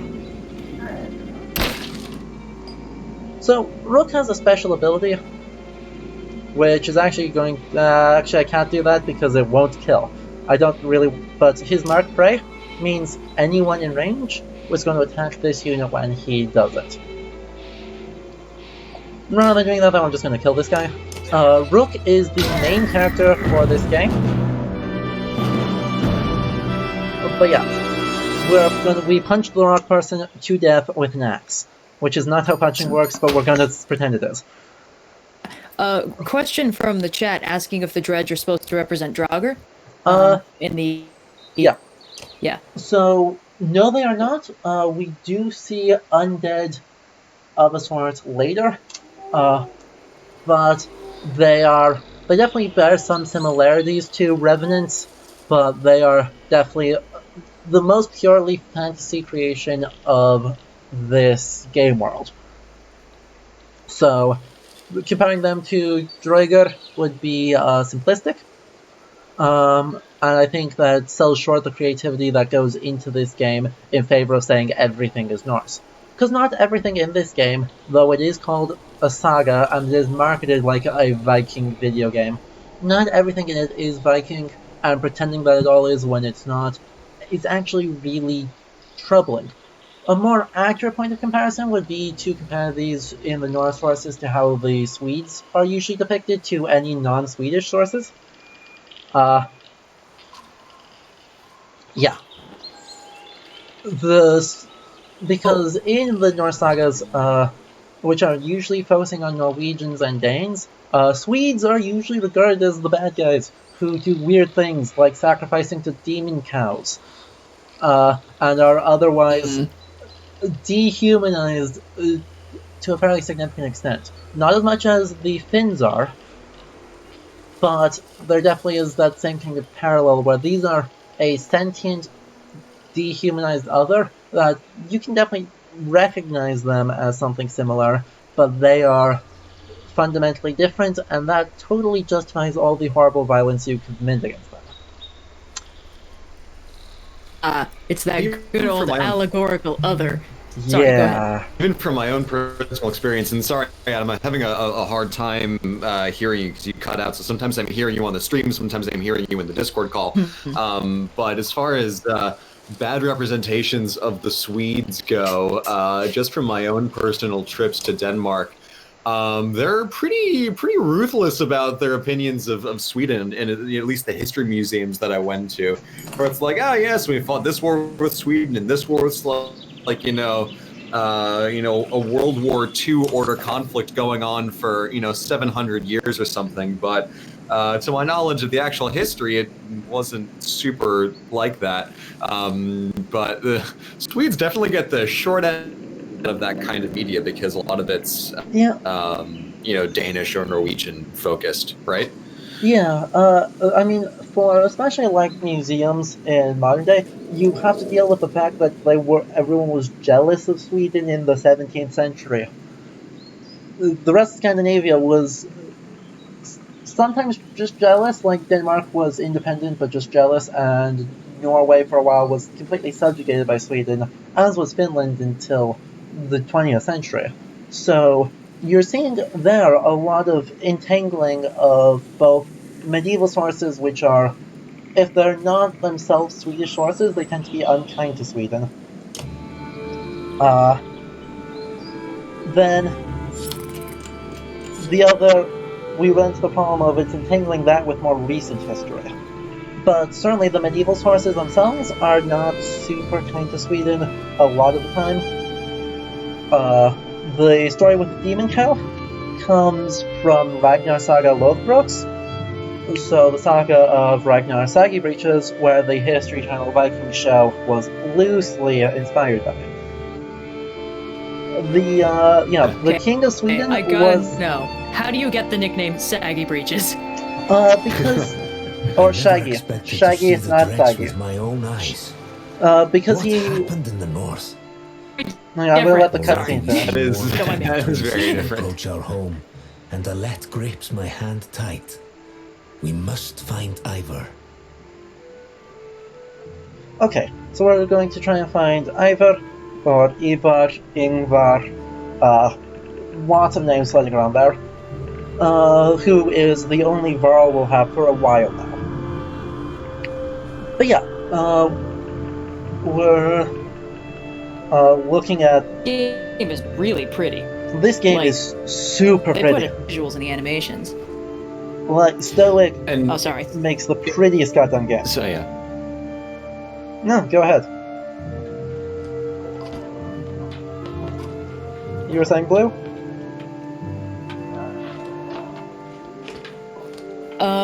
Who made this game? Are there others in the series? Yeah, this is a trilogy, Banner Saga 1, 2, and 3, and they were made by Stoic, a Texas-based development studio. And the music is by our favorite person, Austin Wintory. Hey. Did we lose Blue?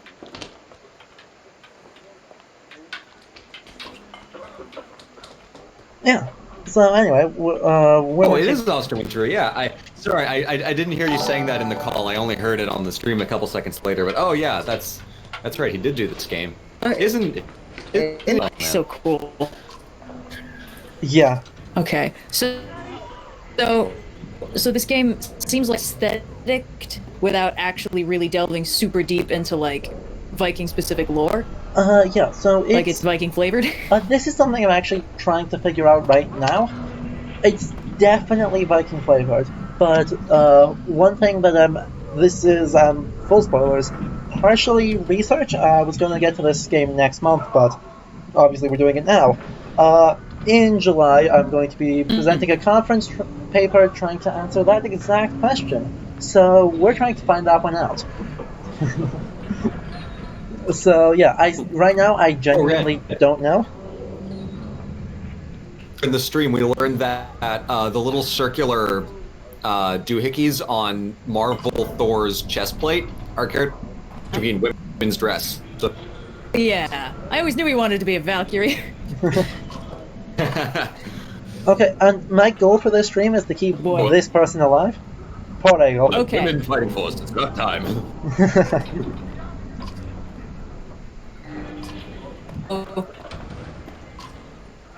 Actually, know if you're saying anything, and I don't want to talk over you. I can't hear it either. Right now I was not saying anything, but can you guys hear me on the call? Okay. So the Dredge are representative of an evil foreign other, yep. And these big dudes with the horns are representative of a big friendly other. Basically. So it's doing. Oh, sorry. Yeah, go ahead. One of the perspective characters from the rest of this game will be Haukon, who we met earlier. So they are not nearly, and in fact Ivar himself is a perspective character in the second game. So calling these guys fully other, the game really goes a long way to make sure that these are just two separate groups, two separate people, but they're both people we have some access to, and in fact they are no better or worse than each other. So I would not go so far as saying that these guys are a big friendly other, as much as they're just more people, and they're just different people. And so as a way of, especially within Rook's party, this banner, we're going to see a really big focus on multiculturalism, which is going to be a really nice thing, and especially in the second game and third game, to talk about kind of how multiculturalism worked in historical Norse times. It's interesting. There's this very common fantasy trope that gets done all the time that barely even gets talked about because it's kind of like invisible in the way fantasy works, which is you've got human represent a sort of idealized or at least simplified medieval version of whatever culture is most familiar to the writer. And then you've got all these diverse fantasy races representing every other human community on the planet. So it's like, it's not that, oh, they're bad because they're different. It's that, yes, these are the elves. They represent the noble, nature-loving people who live across the ocean, but there's bad things happening and they're kind of fading away. And we've got the orcs, which are dark and tribal and evil, but let's not examine that too closely. And, there's just like all kinds of... I don't want to throw around the term coding because that's kind of a loaded term these days, but it's a way that fantasy kind of grew itself around Tolkien, because Tolkien, it's like, well, Tolkien's actually an exception because the POV group is the hobbits, which are fully an idealized version of like his childhood in England pre-war and stuff like that. And then there's the race of man, which are big and scary, and they live in cities and they do unpleasant things like fight each other. And then there's the elves and the other evil races of man, and basically a way to throw in realism without also looping all those cultures under the umbrella of familiarity that comes by calling a species human in a fantasy universe. Yep. That was a mouthful. I'm sorry about that. I mean, I get what you mean. And with Tolkien, it's like, the dwarves are Scots and the elves are like Westminster, London. And so it's like, this weird undercurrent of like dwarvish elven racism, which is almost perfectly like the elves kind of vaguely looking down, or by the English is vaguely looking down on the Scots as inferior, and the Scots being like, oh, and the kind of country hobbits, all of the countryside Englishmen who don't really pay much attention to disputes are like, oh, what? I'm just drinking tea. It's a very localized portrayal of that kind of real world cultures mapped onto fantasy races. As a sort of topic change, having been watching I think it's interesting how resistant the cultures in the Witcher easy real-world parallels. I mean, for one, it's point of view of not from the point of view, but it's written by a Polish author as opposed to a, English author like, Lord of the Rings or Game of Thrones, which is written. So that in itself is a pretty setup. But I looked into a little bit of the background lore, and I don't really see easy comparisons for, who the Nilfgaardian Empire represents, or who the elves are supposed to represent, or who all of the other different kinds of creatures are supposed to represent. So I think that's a useful counterpoint to a lot of the, every single fantasy race is just a human race with different shaped ears. So I don't know. I just thought it was a little bit different and worth mentioning. It's so interesting. I'm really gonna need to watch the rest of The Witcher. Now that I finished The Mandalorian, I can do it without feeling any... It's so good. I was at... earlier today, and I heard people talking about The Witcher. I'm like, oh, we're talking about The Witcher, huh? And then hello, fellow fans. I know, and then they started playing Toss a Coin to Your Witcher on, like, the restaurants, like, the restaurants, like, speaker system. It was amazing! I think we're just so thirsty for more. We as a society are missing the cultural influence of Game of Thrones, and something has to fill the evolutionary niche. And even though The Witcher is totally different, they're like, it's got fantasy and boobs, let's do it! It's like, Witcher's like, what if Game of Thrones wasn't up its own ass for 8 straight seasons? Maybe then. Yep. I agree wholeheartedly, though weirdly, the thing that you... I'm excited for Witcher. Like, the first episode was... Okay, for those of you who are thinking of watching The Witcher but have only seen, like, the memes about that bard twink guy and, like, the fact that mostly The Witcher just says and fuck a kid. Episode 1 is shockingly unpleasant and dark. If you're just like looking at it like, haha, memes and Henry Cavill's perfect jawline, and then you watch it and you're like, Jesus Christ, I just watched an entire city commit suicide. Okay. It's quite good, and I'm sure it gets more memey.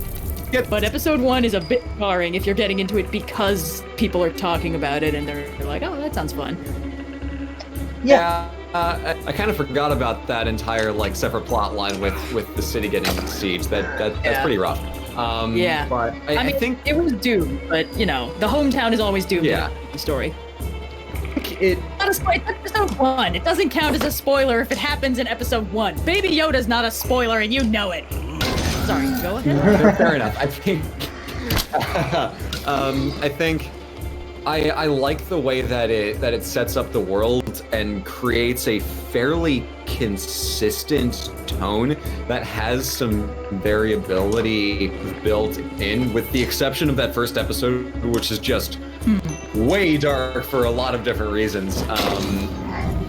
I think after you get over the first hump, the Geralt plotline in episode 1 is pretty and brooding, but it manages to toe the like funny, the bard's making jokes and things are actually pretty serious, and this is a pretty dire world where things are bad and probably gonna get worse.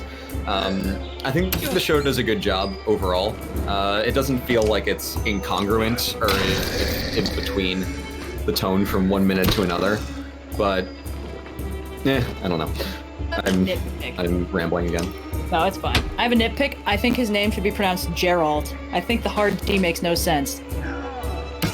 That's my sizzling hot take for the day. Geralt. Geralt is close to a real name. Geralt is just, Here's the thing. Controversy. Oh, go on. The names for the main characters in The Witcher are like off of like modern regular names. Like Geralt is like weird Jennifer is weird Jennifer. Triss is weird Trish. It's like every name is just kind of like shoved through a sieve, and then the name that comes out is what you make the characters. Classic fantasy naming trick, because coming up with fantasy names that don't sound stupid is really hard. So you usually pick a real name you like, you fiddle with the spelling, you throw an apostrophe in there a couple times, and then you're like, yeah, this is my fantasy OC. His name is David. Don't even question it. It's fine. Jones, like, come on. That name is impossible to spell from memory, by the way. It's like, where do the apostrophes go? How many N's? How many Z's? It's a mystery. I'm gonna Google this. J apostrophe on. Yeah, it's actually, J apostrophe ONN, J apostrophe ONZZ. Oh. What? That's God, what a nightmare. Ridiculous. Whose idea was that? Okay. Anyway, by the way, video game. Blue, you said you couldn't tell who Nilfgaard was, which is funny because Nilfgaard is the only one that's really easy to tell who it is. Nilfgaard is the Holy Roman Empire. Sorry, you cut out. Nilfgaard... The stream buffered for a second. I think your Wi-Fi got a little jacked. Weird, nothing showed up on my end, but I'll speak slower and hope that helps. Nilfgaard is the only I think it's a Discord thing, not a stream thing. Yeah. Nilfgaard is the only country in The Witcher that's really easy to tell who it is, because it's the Holy Roman Empire. Or probably more truthfully, the Austro-Hungarian Empire.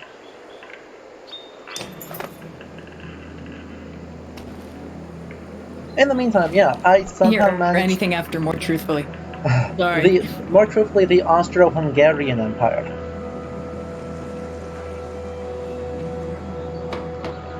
Because... A complaint about the Nilfgaardian armor, it looks like it's like scrotum material, and that's just weird. It's all like, I don't know any evil empire in history that's dressed their warriors in like, okay, we need black armor, but we also need to distinguish it texturally from the good guys. So let's make it real wrinkly. It's like, that's,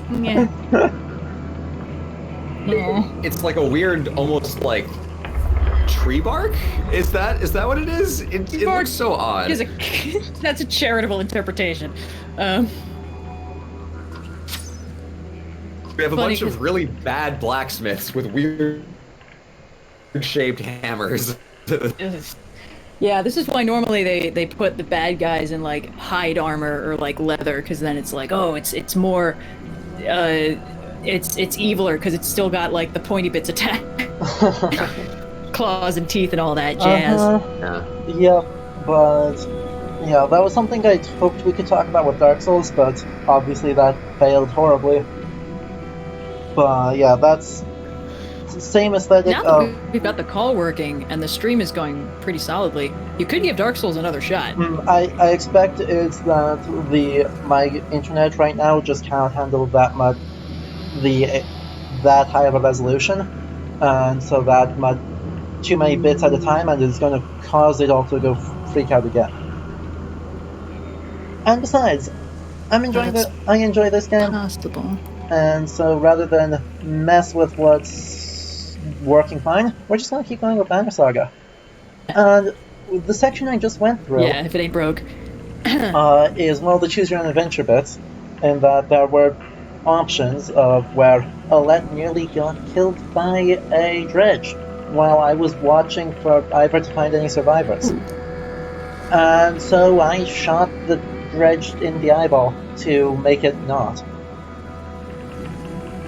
But yeah, if I screw up some of these sections, make the wrong choice, people will die, and they will die permanently.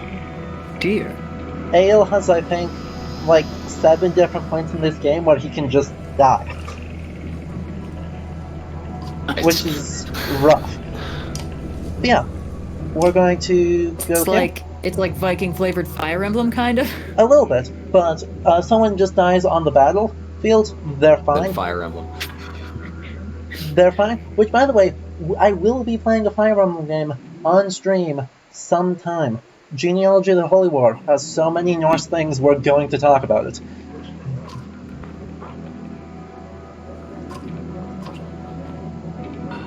Okay. Interesting. The art assets in this game, like, there's so much work that got put into them. Oh yeah, they are incredibly There's detailed. such limited animation. Yep, they definitely knew how to take their resources and put them to the best possible effect. Definitely. But yeah, even the detail here, like Ivor. Oh. With like Ivor, you can see like he's wearing a scale mail shirt. I was gonna say, I think it God, it's hard when I can't even hear it. People on the call. Okay. I think it's interesting where they choose to put the effort, because when you make an indie game, the temptation's always to do like pixel art, because it's so little effort to create a character model and an entire set of animations. Whereas with 2D drawn stuff, you can put a lot more visual detail in, but then making it move is damn near impossible. I can understand why they tried to keep a sort of like picture book aesthetic by having highly detailed panels and making everything look gorgeous, even though it doesn't actually move like you'd expect, fully animated cutscenes in, a AAA release with hundreds of animators on staff. So definitely a case of picking their battles, Adam, like you said. But I think they managed to thread the needle all right, where the art is so good and it looks so nice that you kind of forget that no one's actually moving. I have 2 things I could criticize slightly, just very minor things about the visuals of the game. One of them is that the dudes with horns, the horns look really weird. And this is fair. Drawing humanoid characters with horns is a huge pain in the ass because it's not really how human skulls work. But in like Ivor's case, it kind of looks like he's got 2 zucchini stapled to his forehead. And it's like, it's like, all right, maybe you could have made it follow the brow ridge a little more, make them symmetrical or curve up and around. That's a fairly common way to do it. Like, that's how they handled the horns on the the satyr characters in Carnival Row. They just kind of made it like an extension of the brow bone that curled up and around the ears, and it worked really well. Like nitpick. The other thing is that like the color palette of the game, the characters are great, but the color comes across as a little bit, a lot of like desaturated browns wherever like it's not, wherever a splash of color is not needed, everything is a little bit dingy and kind of gross looking, which is fine because this is clearly supposed to be taking place in kind of like a frozen wasteland and all that. But it's like this is quite this shot with like the whatever that is, the place where you buy stuff with the forest in the background. It's beautiful, but some of the battlefield shots, it's like this bit is kind of green, this bit is a little bit brown, and everything else is sort of also brown. So yeah, those are the only like. This is an incredibly impressive game. It's just if there was anything to maybe tweak, I'd read it if they bother me. All right, I'm done. Yep. Shitting on something much more impressive than anything I'll ever do. Bye, everybody. That's fine. No, I mean, that is definitely a problem, and it becomes a problem worse later in the game, because right now this is all still snowy. When we get far enough south that there's no more snow, I definitely agree, but there's also some points where there's so much color that it's kind of blinding, which are fun, mostly in the second game. Anyway, let's keep going here with the story. This is our local chieftain. As you can guess by the fact that his name is Chieftain, he's not long for this world. Well, color palette use is like, it's I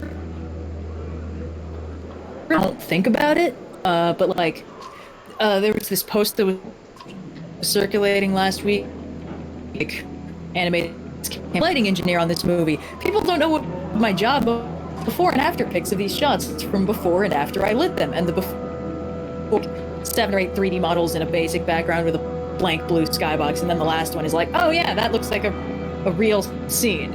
So it's the kind of thing that really ties a scene together, and it's an art form on its own. And in something like this, where all the character models are very stock and you're not exactly or coloring of these characters from scene to scene, there's only so much you can do. So it's a limitation of the medium, that's all. Yep. So yeah, we just acquired Ivor and saying we need to leave town quite fast because Gogurt is gonna just stop existing.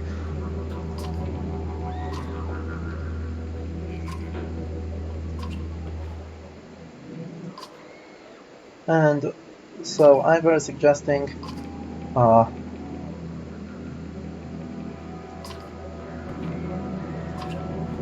okay, the chieftain doesn't like my idea of burn the place down.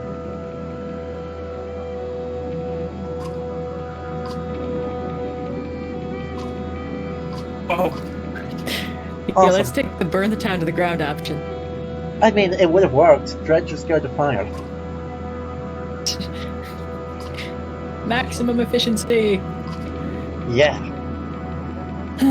Because we're not coming back. I mean, they don't realize we're not coming back yet, but we are never coming back to this place.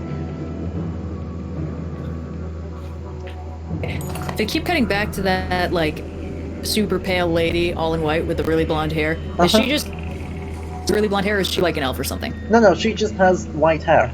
Just like super white hair. Cool. Yep. So we're just gonna go.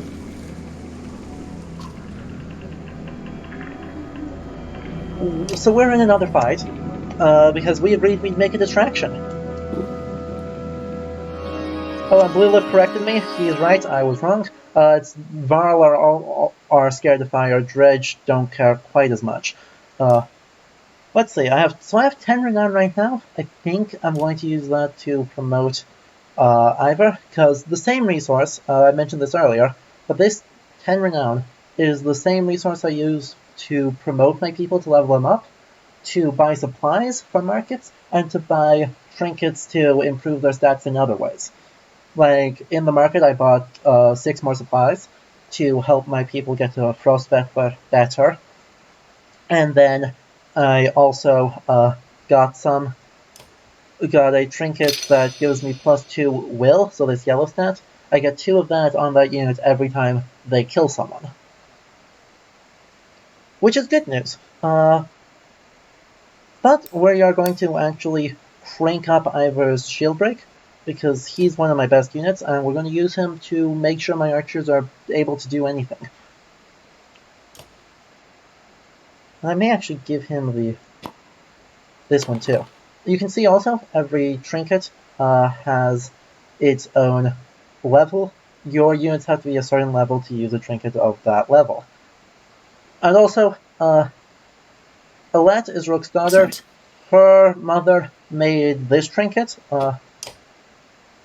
Instead of giving it to Alette, I gave it to Egil, because he runs up into the front lines. It's good times. But yeah, as we're going here, another thing I guess with the artwork is that this is, like, the stylization is clearly Norse, but the actual, like, art style on its own is kind of not. I mean, their dress is quite accurate with the bindings along the feet to help hold up their shoes, and then the tunics here with scale and then cloaks over that. That being said, like, nothing about this artwork, I think it feels Scandinavian, but it doesn't really have parallels to anything that actually exists in Scandinavia. Certainly not from the Middle Ages.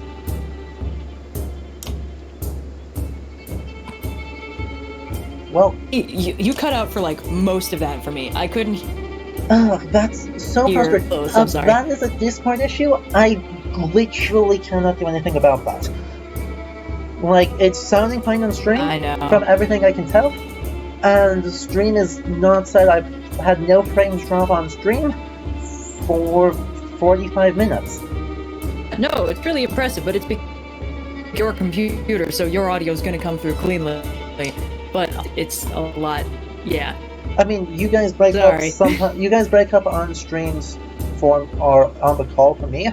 I think this is a Discord is being dumb, not a.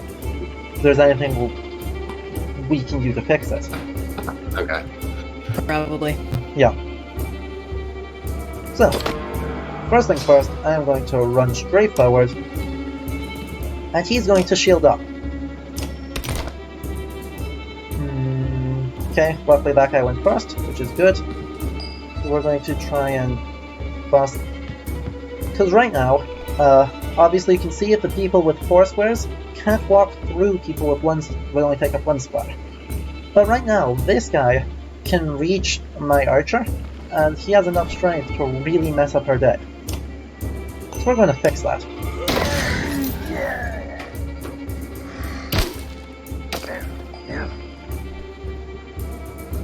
And then we're going to kill this guy, because we can.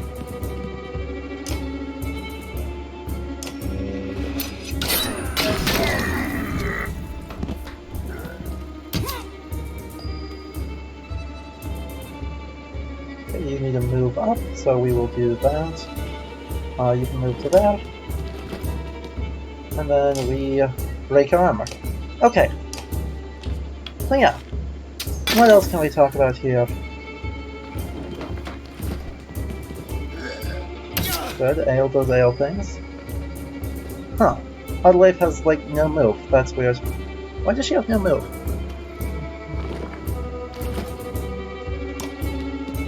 Oh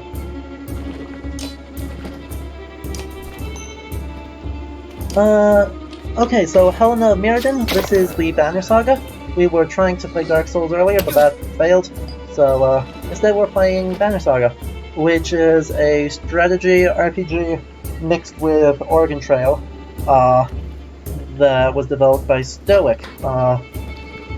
This game came out in, I believe, 2013, and then since then we've had more come out, with the most recent one releasing last year.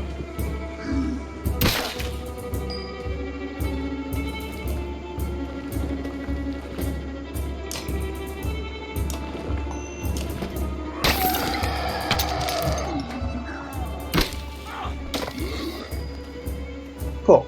So we will run up and we will mark play again. Even though it's a totally different game, I'm getting some flashbacks to my old Age of Mythology days when I was very young and actually had a computer that could handle gaming. Cyan and I tried to play it a little bit last year. I disappointed myself immensely. Absolutely terrible I was at it because I think I used to play on the easiest mode and use resources because I liked building big cities and didn't really care about the combat part.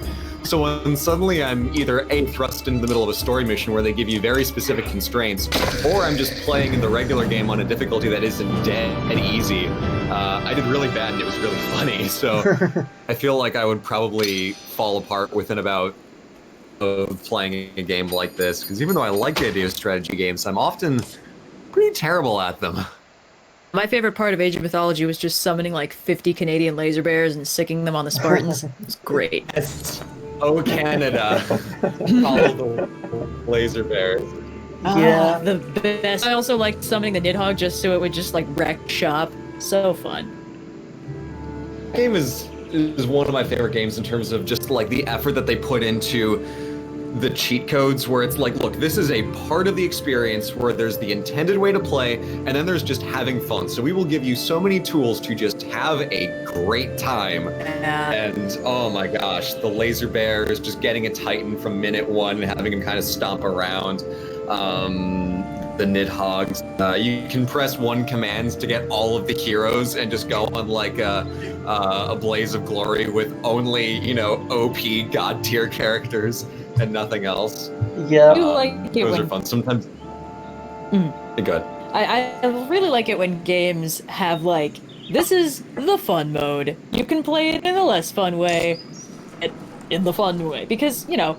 Games have difficulty settings, but that's really not the same thing, because sometimes easy baby mode isn't actually like fun because it's easy, it's just like you're dying less. And sometimes super hard mode isn't for anybody. Yeah, it's like exactly. Yeah. There's games like The Last of Us where the difficulty that you play entirely changes the experience, because it's not only like enemies do more damage and you go down quicker, but it's like there's less shit to find in the world. So the way that you play has to change entirely beyond just like missing less, and so, like the tools available to you completely change because you can't rely on bullets because you don't have them as much. So you have to, you know, throw bricks and bottles. The difficulty really changes what happens in the game, but I think that's a rare instance compared to most difficulty settings. Just like, okay, do you want to play on baby mode, or do you want to play on get good scrub, come fight me, I'm ripped mode? Or there's just Dark Souls and Bloodborne where everything is just fuck you, go down. I've been watching the retro replays playthrough of The Last of Us, which is so fun. Because basically, so for those of you who don't know, Retro Replays is a YouTube channel where acclaimed voice actors all in North play video games, often video games one or both of them starred in. And it's fun because Troy Baker is like a young whippersnapper who's played video games a lot. Nolan North is like a 50 who's never played video games. So it's just a really good setup, and they've been playing The Last of Us, which Troy Baker starred in, and I think Nolan, doesn't he play, like... Nolan plays, yeah. I'm not gonna say, but he plays a character. But The Last of Us is really, really stressful. So Troy's been playing it and dying a lot, and they also have guests of, like, other voice actors and actors who've been in this stuff, and every single one of them is like, oh yeah, I played The Last of Us on launch day in my house with all the lights off, and Nolan's like, are you all insane? This is the scariest game ever! So, it's beautiful. Well, Yes, it is Yama when you're talking about in the first person, conjugating that verb. That's meaningless. Replay is so much fun because it's like, what if the Game Grumps were the two most famous voice actors in video games? That's okay. Let's be real. That would be Steve Blum and Jennifer Hale, but... Fine, fair enough. Yeah. Fair enough.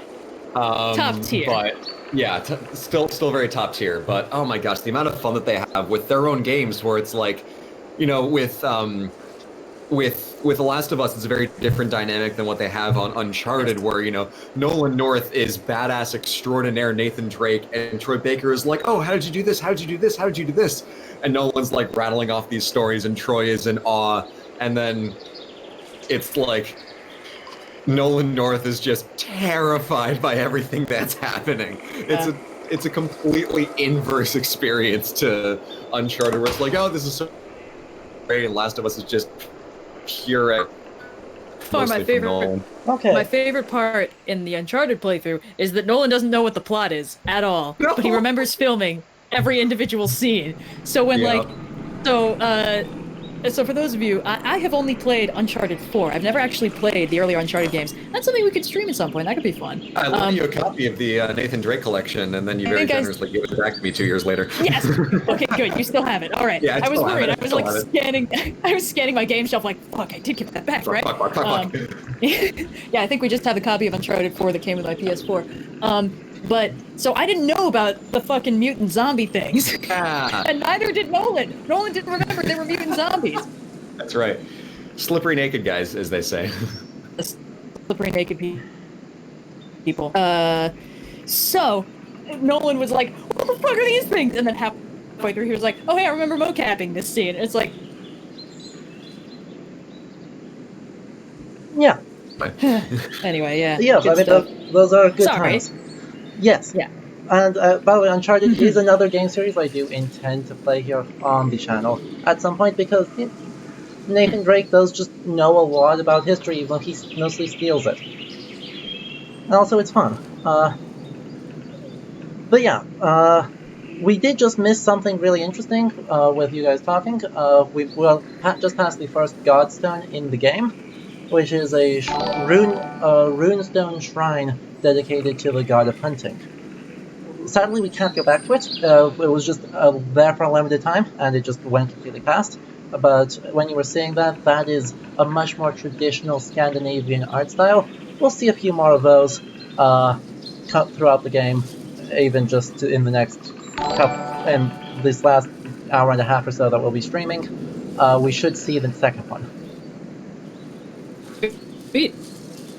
And then I can talk a little bit more about those in a much more, really, a way that they're doing a little bit more. Isn't entirely gone. Okay,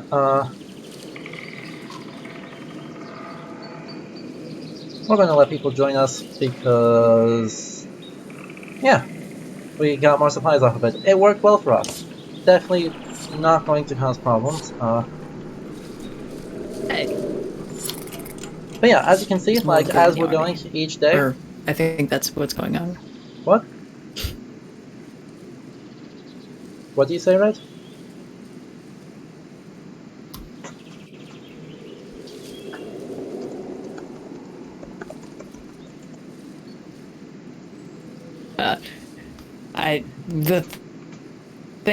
The thing translation is, I was like, oh yay, more people for the army. At least I think that's what's going on. I'm not 100% sure. Yes. It really wasn't worth it. Sorry about that. That's alright. You just broke up on the call, and it sounds like you are still having trouble hearing me, which sucks. Yeah, it's cutting in and out. The internet, I'm glad it's working great on the stream, but this call is really dicey.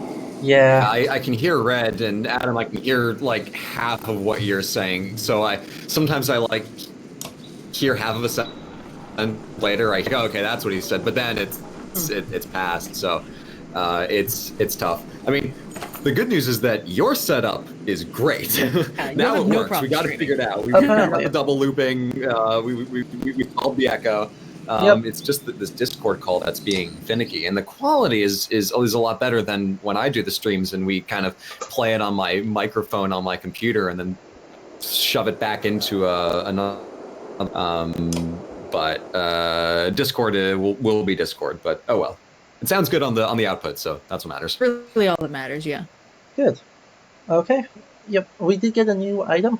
We got this this Bjarken rune, so birch rune, which gives us a chance of whenever we're being attacked on strength that we'll just miss, which is super good. But we're also ready to promote another person. I could save it and just focus on promoting only one person and try and get them up to rank 5, We're not going to do that though, because Egil is actually really good if he survives. Because, yeah, we are going to... It won't let me improve that, but we're going to improve his armor by 1, because he actually has the highest armor value of any human. And we're going to improve his armor break by 1. So he's going to... He can take a lot of damage, which actually makes sense given that his namesake is Eir Skallagrimsson, who is probably the most famous early Icelander. So to talk a little bit about Egil, Egil was settled in Iceland after being forced from Norway. Well, his father settled and his grandfather settled in Iceland after being forced from Norway by Harald Finehair. And the royal court of Norway and Egil kind of had a feud going on for most of Egil's life.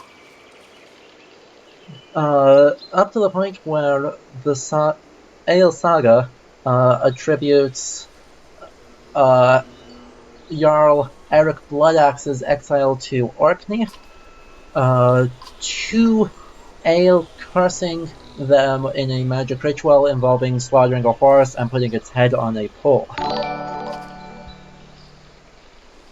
And Honky Doodle, thank you for the follow there. Yeah, so this is very much a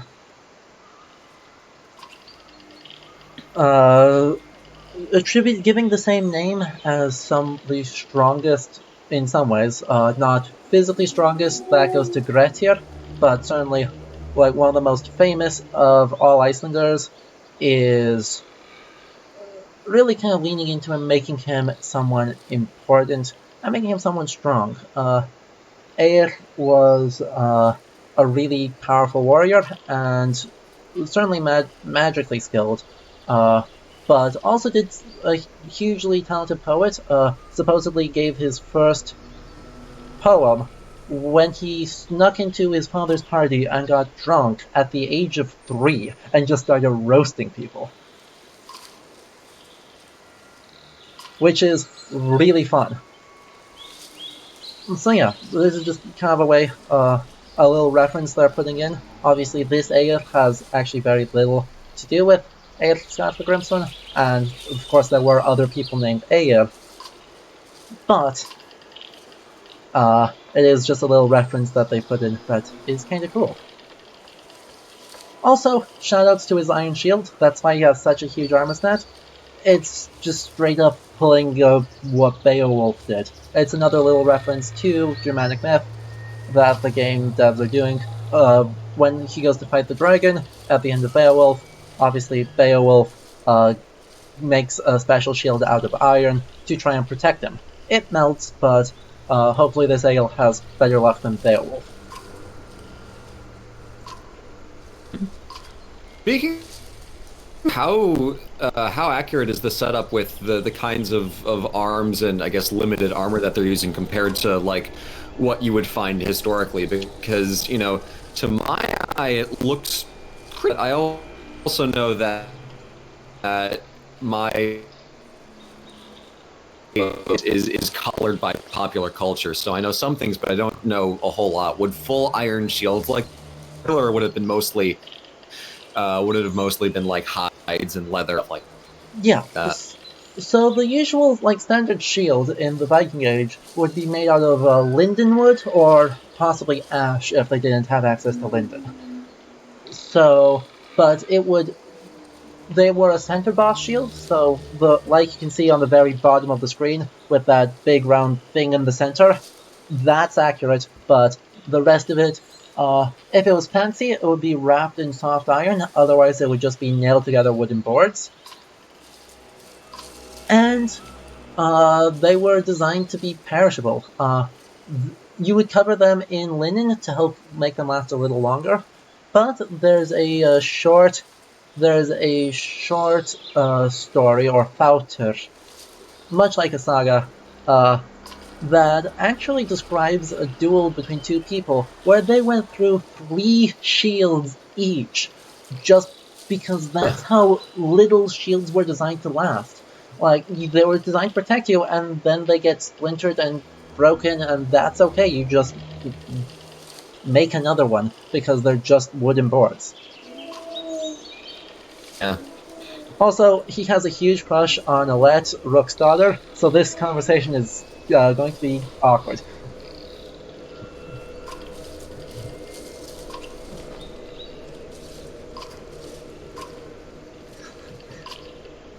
Well, but yeah, but in terms of, like, notice no one here really is wearing armor. That's actually a much more accurate thing, because mail coats, or byrtne, is really quite expensive. So, for the most part, especially a bunch of random villagers in the middle of nowhere, they use shields to protect themselves, but wearing armor is really not such a thing for early Icelanders. In the sagas, Saga heroes tend to, but for the most part, people are not wearing Icelanders. And White Fox Goddess, thank you for the follow. So, we are super low on supplies right now, so we're going to spend some money to get some of that. Notice... Sorry. No, go ahead. Swords, by contrast, were meant to be a lot more durable, right? Because if you're taking the effort to make something out of, iron or steel, you'll want it to be as durable as possible. I've been watching a lot of videos from Shadiversity, another historical YouTube type channel. Done some clips with him in the past. Great guy. He's talked about how the difference between, a really good sword and a kind of crappy sword isn't really obvious by sight, but in terms of like the quality of the manufacturing and how pure you get your iron, so there's no impurities, how well you make it so that there are no weak points in it. It's the difference between a sword that will last, a couple weeks before it snaps, and a sword that can be passed down through like generations of a royal line. And you can't really see that just by the look of a sword. It's really something that only kind of bears out over time and the durability of a weapon. Would Viking era Scandinavian swords have been made for a similar purpose, or were they similarly kind of disposable? Oh, swords are really not disposable, because making a sword requires a lot of technical knowledge and requires a huge amount of high quality iron, which iron is in really short supply in Scandinavia, especially Iceland, through most of the Viking Age. Obviously, they imported some. They imported really nice materials from as far away as Damascus. We have iron, specifically like the Ulfberht swords, were something that could not possibly be made anywhere outside of the blast furnaces of Syria or India. So, very much, swords were designed to be valuable. Yeah. That being said, most swords really weren't. In terms of practical usage, swords would not last that many years or that many battles before they'd be unusable. And something you see a lot in Iceland, except for certain like special gifts that are meant to be really significant, and sometimes with those gifts to be ironic, is there's kind of a trope in Icelandic sagas of someone fighting so vigorously that their sword or spear keeps bending and they have to step on it to straighten it out. And they'll do this in the middle of the battle. And everyone was just kind of like, oh, yeah, you need to straighten out your sword, it's cool. Straighten out your sword, then we'll keep trying to kill each other. I mean, it's not too far off from, like, I fenced in college, so, we had our weapons. They were made of a kind of springy steel that you'd find in most swords, and oftentimes, in between points, people will step on their swords and kind of give them a yank to get it to bend the right way. I mean, yeah. I can totally see someone doing that with a spear. Yeah. Because, spring steel is just not a thing that's developed in any point in the Middle Ages. Like, even it takes until like really the late 15th century to start seeing swords that are able to flex to any significant extent. Even something like an S-stock is really wound up being a really bad weapon, except for its one specific context of against people in articulated plate, because it was so brittle that it would shatter. In there, right? Huh? Yeah. Yeah, but it's such a narrow blade that it could stab people where the armor wasn't. Isn't there a theory that, like... has an S-stock, right? Who? He's got an S-stock. Maybe? No, whatever. I'm getting off topic. Red, go ahead. Yeah. I was just gonna say, wasn't there a theory that, like, a lot of those legends about ancient magical swords was basically that people kept, like, discovering and then forgetting and then rediscovering techniques for forging, like, steel and harder swords. So you would find these ancient swords that were still pretty good and better than anything they had right now. And be like, oh wow, the magic of the ancients. I mean, I don't know how legit that is, but I've heard that theory. Yeah, in Scandinavia, that's really not what's happening. Because they're like something like the Ulfberht sword. Like Ulfberht, similarly to Volund or Wayland, does get reputations for being magical because his sword is one of his swords was so much better than anyone else. Turns out that that's actually because he's using much higher quality steel than anyone else. And in fact, that's some of the Damascus steel is coming out of that. But in general terms, like, they're not just finding nice weapons in people's graves and being like, wow, look at how great these are so much better than what we could make. That's not a thing that's being done. Okay. Sort of like split the difference between the 2 points. There are accounts of, archaeologists, not like random people in the Middle Ages, but like archaeologists have found in particular like around Jordan, and in a couple places in Java, evidence of like fully steel blades like 1000 BC to like 1 BC, like the first millennium. Way before anybody else, even before Greece and Rome figure out what iron is, you have examples of certain blacksmiths and craftsmen and women making like fully steel weapons that won't be matched anywhere else for thousands of years. So I don't know if it's strictly a case of like learning and forgetting and it's like, oh wait, shit, this is magic. But if someone just stumbled onto a sword from far away that was made by a blacksmith who knew what the hell they were doing, like once you have the product, terribly complicated. You just need to get the materials and temper it right. But if you don't know what tempering is, finding a sword that is made of tempered steel is going to be leagues ahead of what you'd have anywhere else. It's not so much that you can get steel weapons sharper than other weapons, like you can file anything down to a super fine point, but really high quality steel not only won't snap, but the edge will stay as an edge for a lot longer than, a piece of bronze, which is kind of flexy and bendy, or even just a piece of regular iron. Really good steel weapons will seem almost magic. I'm not sure if there's any historical documentation, certainly not in Scandinavia, but even in mainland Southern and Eastern Europe. People finding a sword from, somewhere else when applicable would have been probably a pretty big deal, because there would have been nothing like it almost. Absolutely. Read an anecdote. Real quick. I read an anecdote about some forgers, blacksmiths and smiths and stuff, like powderizing animal bones and tempering it into the metal because they're like it'll give it the strength of the animal, which was actually working carbon into it, which is actually a way to strengthen it. That is something that's super so cool. unconfirmed. I actually did research on this one quite recently. Super duper unconfirmed. We have found cases of animal and human bones found in forges, but it's unclear whether that is actually trying to use them in the forging process, or if the forge is doubling as a crematorium. But something that testing has been done on that, and it's impossible to get bog iron hard enough to get the carbon to go very deep into the blade, so you're not really going to see a measurable improvement to the sword. Now, obviously, practical improvement is not the only thing that matters here, And so it is entirely possible that they are doing this because of a feeling that it would be ritually an improvement with no need for it to care about whether it was practically more useful.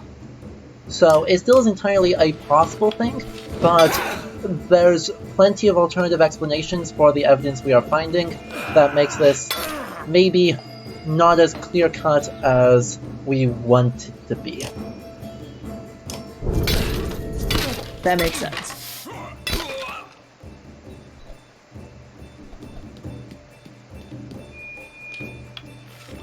And I see we have a couple of new... Jesus, I'm getting slaughtered.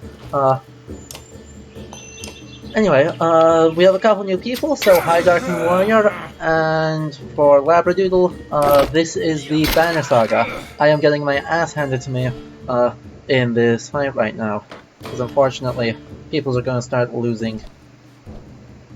I think I need to kill off this archer, even though that makes other people go first. So, Archer's dead.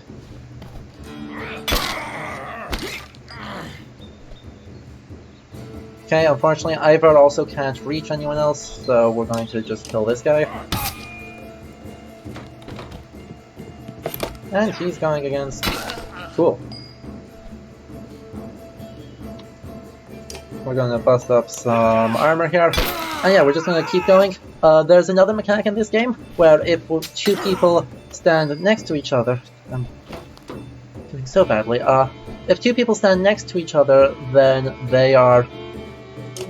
one of them has a shield, then they'll actually gain armor off of each other. The ability is called Shield Wall, which is, frankly, like it always was, the main tactic for battles in the Middle Ages. So this is another case of taking one of these references of something that is very real and are using it to... turning it into game mechanics to try and help people out, which is fun.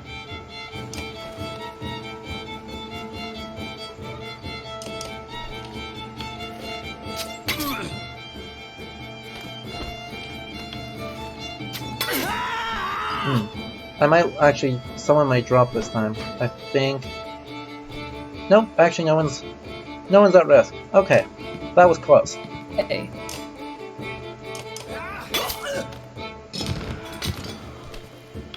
So you might have mentioned it earlier, but I think I missed it. What's the red and what's the blue on the little icon in the banner stand for? Here, so these are people's strength and armor. So the blue is the armor, the red is their strength. Strength is also hit points. It's both how much damage you do and how many hit points you have. Armor is how much damage you can absorb. So the damage calculation is, say, like this enemy archer has 3 strength. So she's looking, if she shoots Rook, she'll only have a 50% chance to hit because Rook has 5 more armor than she has strength.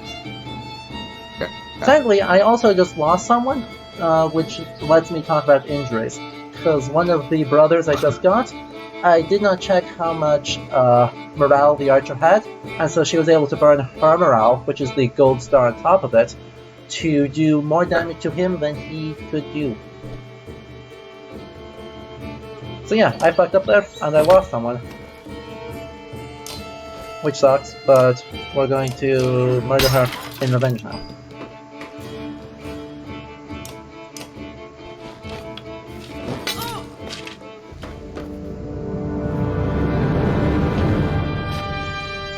Luckily, since I know some people in chat here are familiar with Fire Emblem, this game works differently. Hogan here, he got injured in battle, but that just means I have to rest to heal him, otherwise he's going to take strength penalties. Not really the end of the world.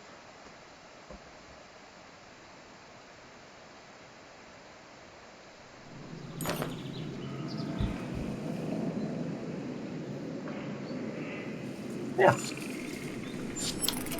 Hopefully he won't die. Quick question. Yes. Oh, wait. No, go ahead. So you mentioned earlier that there was like a big statue of a god and stuff. Since I know this is a Viking flavored game, but it's trying very hard not to actually bind itself to any real world like thing, it seems like, what is the mythos of this game? Okay, yeah, that's... The gods really do not feature in this game heavily at all. There are, I believe, like 12 deities in the pantheon, something like that. I don't remember the exact number. But we meet all of their Classic. worship stones throughout the 3 games. But they used to be protecting this land, and then they, at some point, not super clear when, they all died. But they're still worshipped, and they're still sacrificed to, in the hopes that they'll come back to life, maybe? But yeah. So the one we passed was the god of hunting, but uses a spear. So a little bit more, like a mix between Ullr and Oven, instead of being, in terms of design and purpose, rather than being a straight parallel to a Norse god. Yeah, and here we see something important to culture, which is something that's really not done in Scandinavia, or not done in Iceland at least. But each clan in this world has a banner. And so all the people we're traveling with are under our banner, and the banner is this big long tapestry of the clan's history. Which is super cool, but this is far more of a continental and British Isles tradition than it is a Scandinavian one. Obviously, like, we have something like the Bayou Tapestry, which was not a tapestry, it's an embroidery, and was not made in Bayou. So, good name, 10 out of 10. But this embroidery of the Norman invasion of England. That's far more of a tradition in that part of the world than it is in Scandinavia, though oddly it's since become a tradition in Scandinavia. There is an ongoing project right now to use the style of the Bayou Tapestry to instead to tell Njal Saga, which is one of the most famous Icelandic family sagas. That's cool. Yeah. It's neat to see, you know, modern people in like our today contributing to a culture that would seem like it's bound to history way beyond you know, the horizon of time. So I think that's a really great project. Transmedia is always fun. Yeah.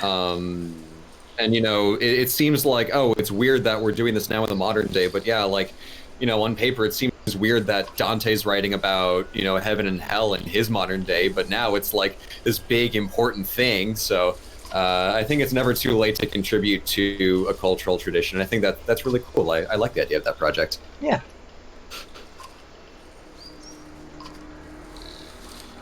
And yeah, Aled is sad because we killed people. Yeah, sorry, go ahead. Gonna go off on a tangent. Yeah, whoops. Oh, the temptation of the tangent. I know. Well, it's vaguely historical. A year ago tomorrow, I was on vacation in Florence, and we went to the Medici chapels, which I think I talked about on the stream, which is another thing where it's like, it's not done yet. They're still working on it. It only has 2 of the 8 gold statues that are supposed to be in there. This from the Renaissance thing that is unfinished, and like humans now in the 21st century are working on it, is just such a weird mindfuck to me. I thought it was the coolest thing from that entire trip. So I don't know. Are there any other examples? Just because now I'm on the train and I'm curious to learn more. Are there any other examples of kind of modern transmedia that that takes something from the historical beyond and kind of refreshes it or remixes it in a new way? There's like a whole bunch of urban fantasy that's basically that, and this is actually something that shows up a lot, but it's usually like the first thing a writer does before they move on to like more completely unique, because like someone will be like, oh man, you know what's a great idea? I'm gonna rewrite Don Quixote for the modern audience, you know, stuff like that. And then they do it and they publish it and they're like, hey, I've got another idea. How about I do something that's actually unique, you know? So yeah, you know, people are constantly drawing inspiration and concepts from older stories and older societal things and pulling them into the modern day and reworking them and drawing interesting connections. And there's like, I mean, there's a whole genre sort of like time travel narratives where you just straight up take a modern person and you throw them into the past and then you get that little meeting of the minds going on. Yep. Yeah. And then I'd love to see a genre that's like historical time travel, where it's someone from 500 years ago going back 1,000 years ago. That's different, because like it's still a time travel plot line, but like what assumptions would someone from like the Renaissance bring back to the High Middle Ages? Like I don't know. That's at least something. And you know, a genre isn't bad in its own right. You know, Virgil was a hack for thinking, oh, I'm going to rewrite the Iliad and the Odyssey for a modern audience, and he did a really good job of it, which is why the book is so good. Even though, you know, Joe Smith deciding that he's going to rewrite Don Quixote doesn't end up, you know, doing a super great job. It's you know, topic and genre is one thing, but so much of it really comes down to execution. Yep. It's of literary quality out there. In some ways, though, like that exact question is the entire purpose of this channel and of this show, because yeah, you can see like this game and every game I'll play on this more or less is interacting with the past in some way, modernizing it, representing it, telling a new story with that. And some games do more. You know, I was gonna have to interrupt my own thoughts because this line is peak self-awareness, and I'm just going to answer that with a non-committal shrug. Oh boy. But yeah, Geralt. all of in the entire, like, all these games are doing that, some more than others, and we'll see places where they're still are just taking names from the past, especially in JRPGs, we'll see that. And in some cases, they're taking a lot more and engaging with the past in a much more sophisticated way, and bringing it into a medium that realistically has never before existed, so a really much a transmedia thing. And we'll see some that claim to do that well, but end up doing something else entirely. No spoilers as to which game that is, but if you've talked to me, you probably know which one. I'm talking about because I have strong feelings.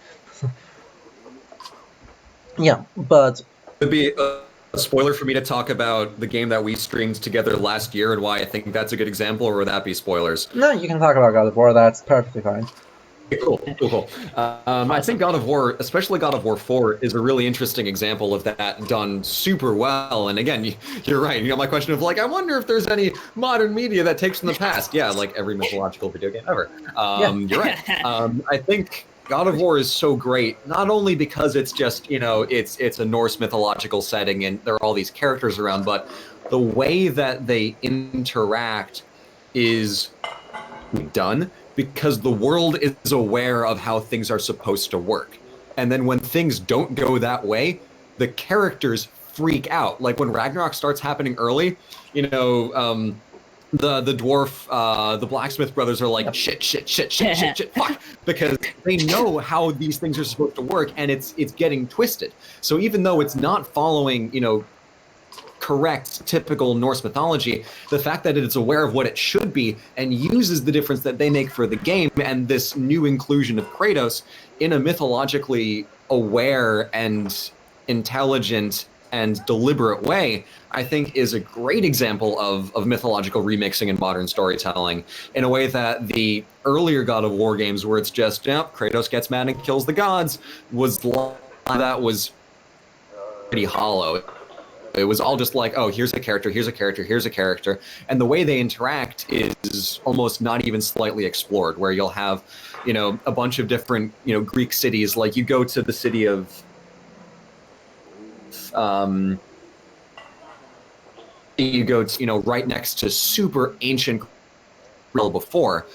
it's a little bit shallow, and it's just, you're shoving things into a pot to get it to work. But with God of War 4 especially, the way that they construct it, where there's a distinct before time in the mythology, there's a distinct current time in the mythology, and there's a distinct anticipation of a future time in the mythology, you get a much clearer picture of what the overall narrative is. And the way where God of War 1, 2, and 3 is just like, things happen, what's going to show up where? Doesn't matter, who knows?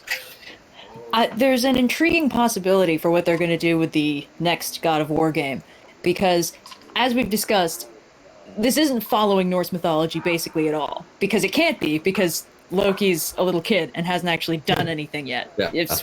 I'm not going to apologize for that spoiler. The game's been out for a year and a half. But the thing is, they've kind of established Odin as this, like, reclusive, paranoid mastermind. Mm-hmm. And in the actual canon, is, like, a lot of time seeking knowledge and prophecies and trying to figure out Ragnarok so he can stave it off. So it would make perfect sense if when we finally actually get a look at Odin, he's like this all-knowing mastermind figure who's like, well, hello, Loki, I know more about you than anyone. Yeah. And it's like, he knows the whole story that the audience also knows, that we're sort of waiting to see how this plays out, how Kratos is going to unbalance it, because if there's one thing Kratos does, it's fucks with divine mandate, Cycle blends here, snap. So it's like, how's this going to play out? Because the thing that worries me is, of course, mythologically, Odin and Loki become blood brothers. And that can't be good in this context. So, I'm intrigued. I'm also very intrigued, and obviously, like, Odin must have a copy of the Poetic Edda lying around, and it's cheating on the highest level.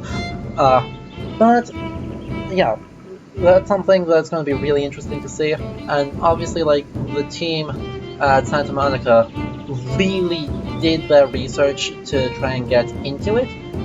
They did obviously make some changes. Eventually I want to go back to God of War when I have my own PS4 and can take my time with it here on this channel and really like go in and break it down and see what's going on. Because there's a lot to talk about, there's a lot of interesting things, and there's a lot of some important ways where they are adapting,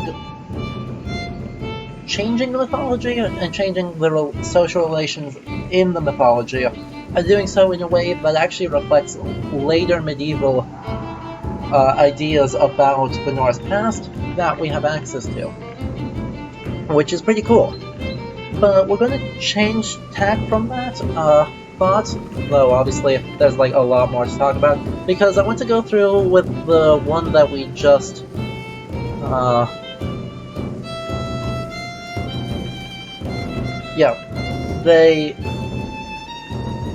we just went through a really interesting conversation with Oddlife about like her role as the person who should be in charge of the caravan now, not Rook. As the chieftain's wife, Oddlife should be in charge, but really dug into some of the gender issues going on within this in a way that really precisely reflects Norse cultural values. This is a case where they're very dead on the money. There's kind of this stereotype that goes in around the Vikings, a kind of reclamation of them, where the Vikings respected women and were great, and women could get divorced from men, and it was all super good and way better than the rest of Europe. The image is a lot more complicated than that, and unfortunately a lot worse than that. While it is true that women could own property in special circumstances, and could get divorced in special circumstances, and potentially were warriors if the recent archaeology ends up being right, though there's a lot of reasons to be skeptical of that interpretation. Oh boy. Yep, we need to deal with this guy. So yeah, we're just gonna force him to do that, and he'll cause problems later. It's fine. But the truth of it is, for women in medieval Scandinavia, life still in many ways was not good, and they had a very specific role to play. It was unseemly for a woman to be noticeably in charge, and her husband would get accused of being effeminate if she was, and she herself would be not receive any respect from society at large for being the head of certain legal cases. Women were supposed to manage the farm, especially when their husbands were at the all thing.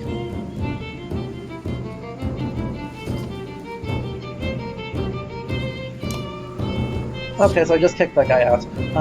That sucks.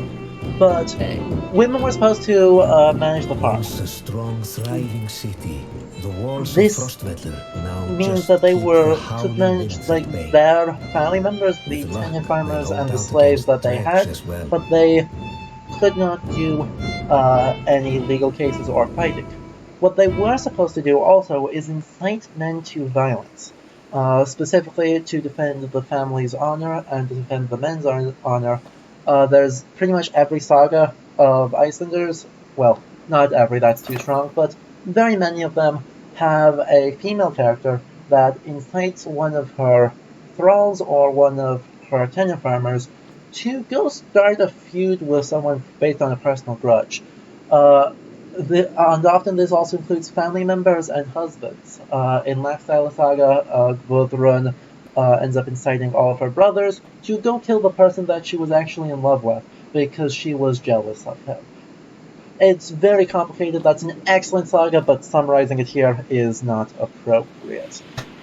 But yeah, gender. Red, get on it. No, I'm kidding. No. That was 100% a joke. No, of course, yeah. Gender issues are Yeah. complicated, and obviously here, like, I chose the dialogue option of giving over the banner to Rook. Rook had the option of saying maybe that's what it means to be a strong woman. I chose that. Oldwafer said that's either the dumbest thing I've ever heard or the sweetest, but that actually is a pretty good reflection of how gender roles in Viking Age society were supposed to work. A strong woman did exactly that.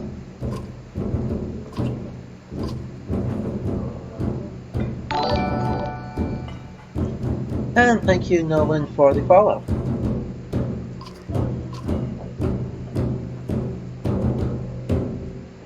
Okay, well, we made it to Frostbattler, and also Zarthal, thank you for the follow. We made it to Frostbattler to find out that we have a problem. The gates of the city are closed, and there are people everywhere. So this is bad.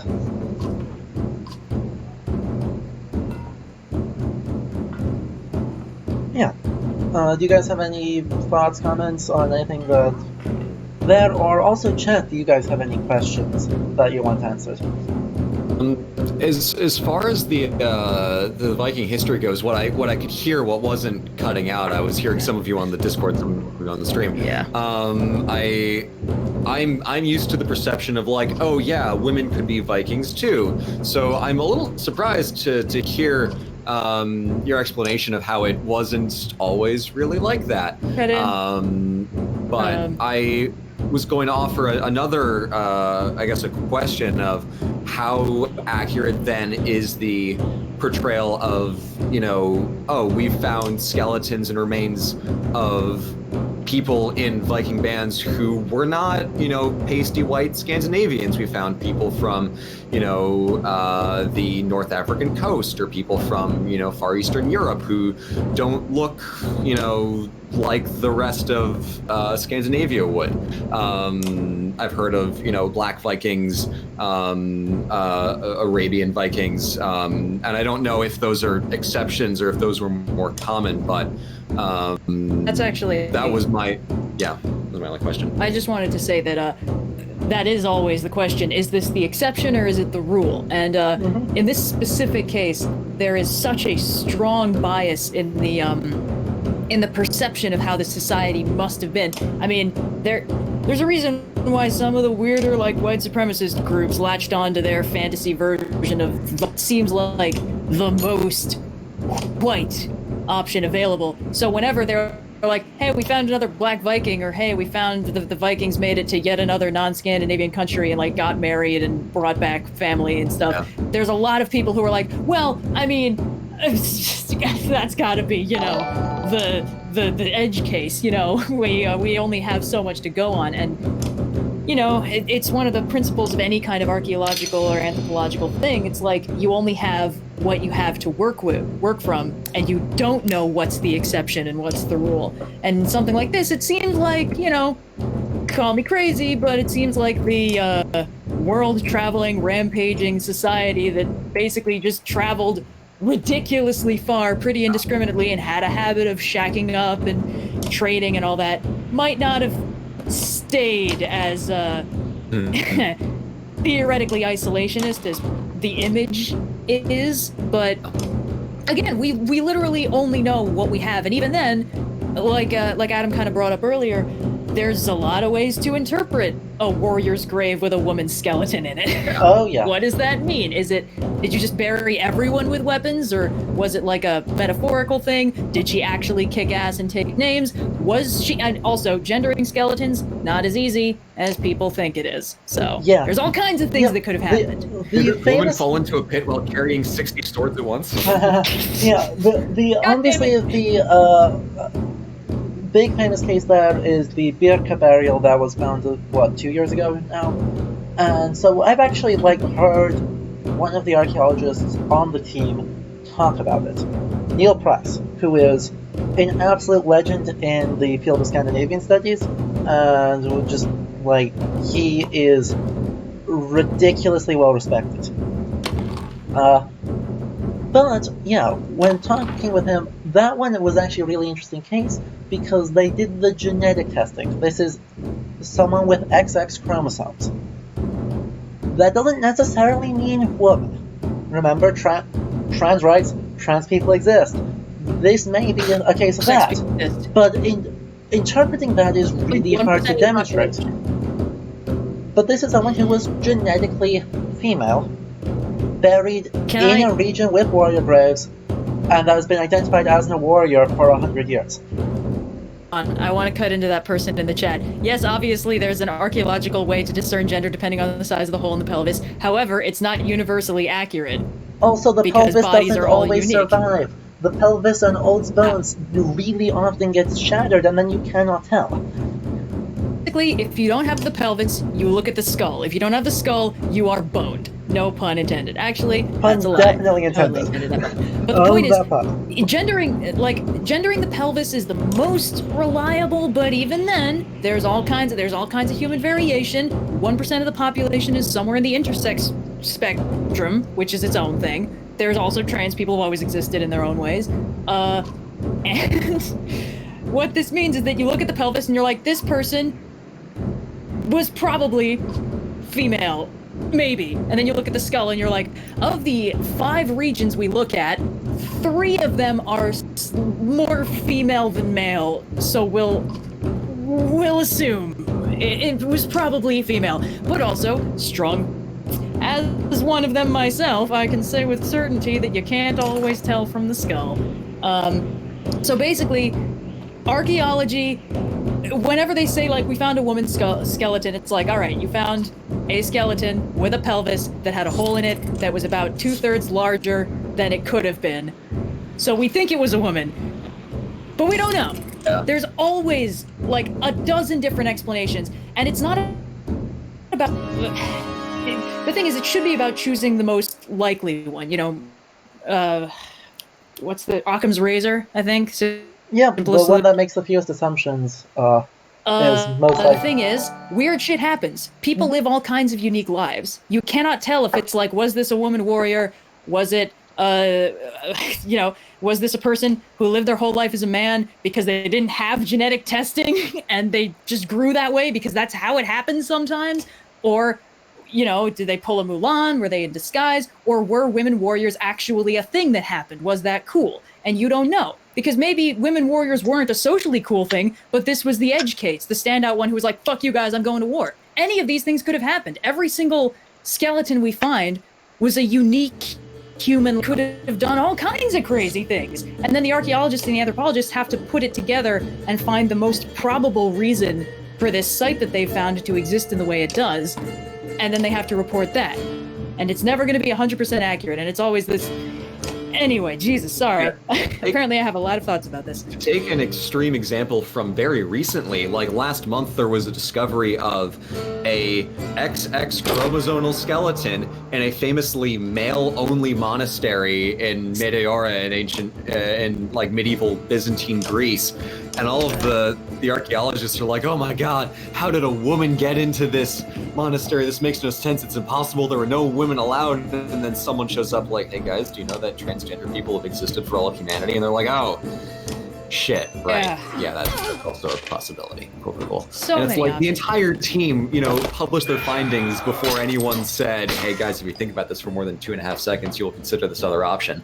Archaeology is tough, and that's why it's important for people to cross over their fields, because a particular discipline can have an entire set of just innate assumptions that they will never question without the input of someone who studies a different field that has a different perspective and maybe a different set of innate assumptions, but there's only good things that come out of more people being able to take a look and offer their perspective on something, and not just relegate it to oh, this person discovered the skeleton and said this, therefore, or this person documented a historical event and said this, therefore. That's why it's always important, where in science we test and then we retest, and that's an important part of the scientific method.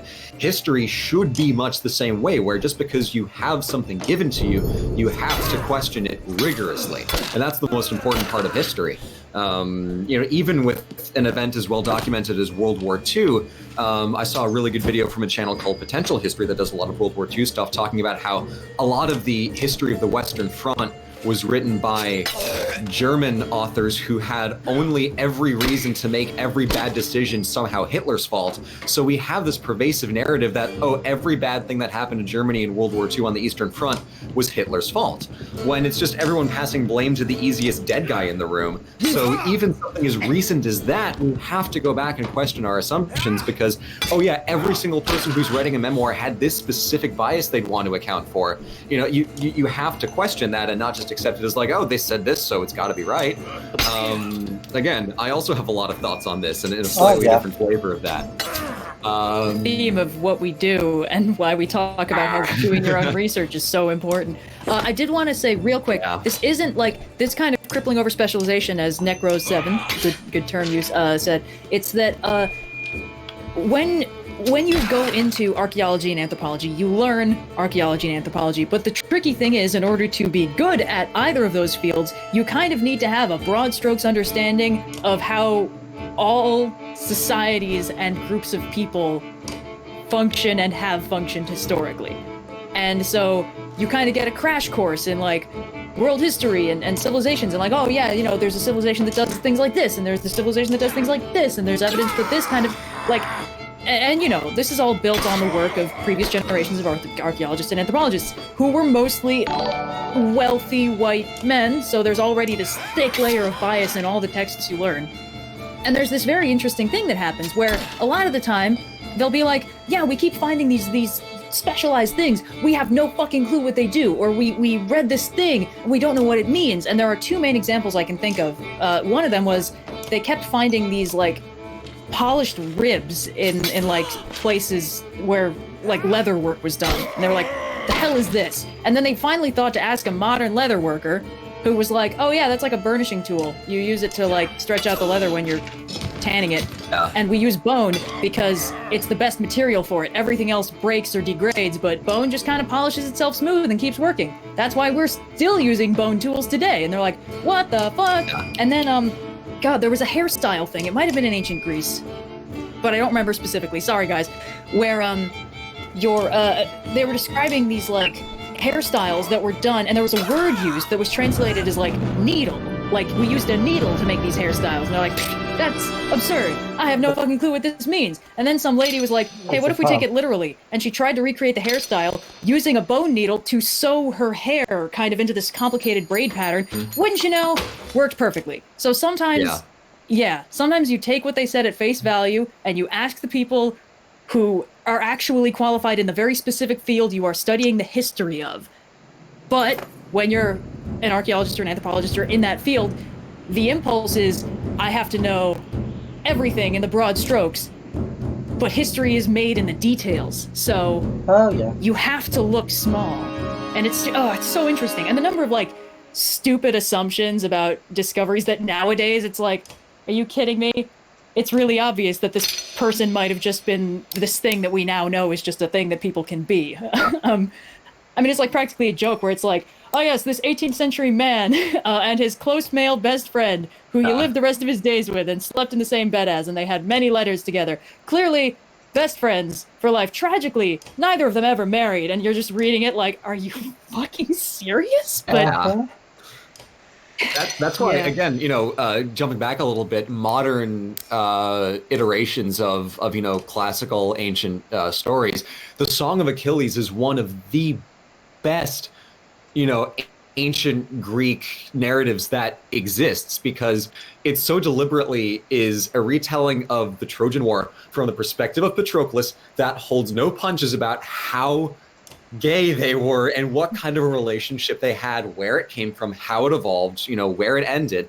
It's such a good story and such a necessary addition to our understanding of the classical world, because it is aggressively trying to dispel the kind of like, Achilles and his best friend, Sappho and her best friend. That it radically reshapes our perceptions of what this ancient historical thing was like, and it's done so well, and it's also just a very well written book. Song of Achilles is a fantastic example of deliberately and aggressively going back to definitively correct a just gaping misconception in the classical canon. Two things. One, Necro 7. I've also read about that thing, where it was some like ancient alien thing where they were like, why is the ratio of these things exactly pi? That's crazy. And someone was like, maybe they used a wheel to measure the distance. And then there was like, fuck, and the entire conspiracy theory fell apart. The other thing I wanted to say is my personal pet peeve with all of history is that, because right now we're kind of at this tipping point where people are starting to analyze historical cultures and stuff through a slightly less ridiculously narrow lens, and you're getting all kinds of like, it was actually this, and maybe this new modern thing is way older than we thought, and it's not like a modern young people fad or whatever. And the thing that annoys me so much is this pervasive idea that the milquetoast Victorian upper class white man's view of anthropological history is the unbiased version, that everything else is making it too complicated or like projecting back. Yeah. It's like, you seriously think Joe Edward the 37th from England, who was doing archaeology as a hobby because every single need was being taken care of by his wife and huge mansion full of servants, and he basically never left his house? You think that guy had an accurate perspective on gender politics in ancient fucking Norway? Oh, it drives me crazy. Sorry, everybody. Oh yeah, no, that is such a thing, like such a huge. It's like, hey, maybe so much. Sorry. Nowadays, someone dares to suggest that maybe, like, women have played a role in history beyond being abducted and murdered and assaulted, and someone's like, the SJW's at it again, suggesting that 50% of the human population played a role in history. It's like, god damn it. Oh, am I okay? I'm sorry. Are my strong opinions about history being systematically weighted to make me feel like I'm meaningless in the grand scheme of things, is that concerning you? Sorry. It's a little frustrating when every single history book is like, here are all the great people, And here's Helen of Troy. She got a bunch of men murdered because she was hot. Oh, what a bitch, am I right? And here's Cleopatra. She did some cool stuff, but mostly, did you remember that time she slept with Julius Caesar? And I'm like, cool. She was the most powerful queen in history, if only she wasn't such a slut about it. Ugh. Yeah, God. I guess powerful women just have to, use their womanly ways, because how else could it? It's a little... I don't know, it kind of grinds me down to just look at the portrayal of history and not see myself anywhere. I don't know, it's a... there's... because I'm not a straight lady, so all the, she married a guy is like, okay, that's automatically out. And then it's like... the first time history ever clicked with me, I was in 1st grade and I read about this pirate queen who chopped off all her hair and ran off to sea. And I was like, holy shit. Qing Shi? From China? Might have been Anne Bonny, actually. I didn't learn about Qing Shi. Anne Bonny is another great example. Yeah, she was great, but I didn't learn about Qing Shi for another, 10 years, because this was white people history. You know how they do. Yeah. We're the most... It was like, was that white people are redheads. Yeah. Like, it was outrageous. She ran away from home, dressed up like a boy, and then rose in the pirate ranks, and it was like, that's allowed? No, that's Mary Read. Like not Anne Bonny, that's Mary Read. Sorry, Anne Bonny was the other one. I think they met. No, Anne Bonny's the one. Mary Read is the one who pulled a Mulan for the first half of her life. Yeah. Sorry, I didn't mean to sound aggressive. I was just like, wait, shit. Yeah, I was remembering more cool pirate ladies. There were several, and it was great. Yep, but yeah, there's this weirdly pervasive idea that because the history we first learned about was the stuff that was written by Sir Joseph Pendleton the 37th from his penthouse mansion in London, which he basically never left, but he has very strong opinions about Africa, you guys, and he's gonna write them all down. The idea that perspective is the clear truth, and everything after that, where someone's like, hey, I'm doing my thesis on the role that women played in the pre-Holocaust Western Europe, and people are like, in there for gender points, right? And it's like, what the fuck are you talking about? They have literally always existed. Yep. Of course they have, and the idea that they don't is ridiculous, and everyone just kind of is like, well, obviously all the most important people in history were dudes who look like me. I mean, guys from Europe, specifically the northern part where everyone looks like me. Oh, don't worry. It drives me nuts. We are finally breaking that down in the professional side of things. Don't worry. I do kind of say that one of my friends did his MA thesis in my program. Literally was re-examining evidence and found that an entire subfield of Norse studies was based on assumptions made 150 years ago that nobody bothered to question. And so the evidence for something that's been said as fact for 100 years is actually really thin, because it was just a super important person who did other good scholarship just blatantly asserted this without presenting all the evidence, because at that time, history's main goal was to tell a story that reflected the needs of the people who were writing history. It's super nationalistic, and it's super white men. I mean, Gibbon does the same thing. I'm sorry, I know you like Gibbon, Blue, but Gibbon as pure history is problematic as fuck.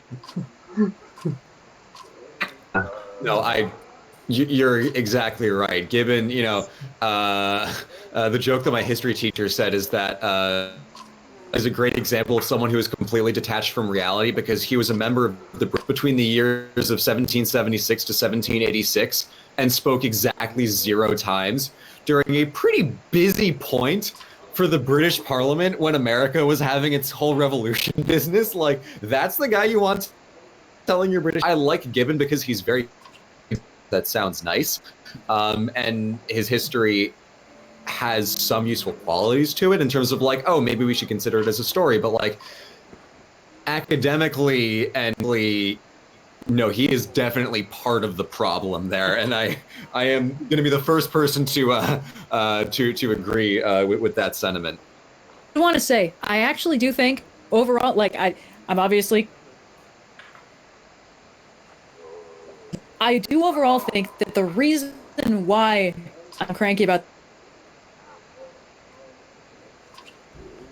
this is because they push back and people being like, but it has to be all white dudes, right? And it is because we're actually like getting this explosion of new perspectives and people being like, hey, I analyzed history from a perspective that people hadn't done before because there's like a million of perspectives that people haven't used before. And it's really interesting. Here's some cool shit.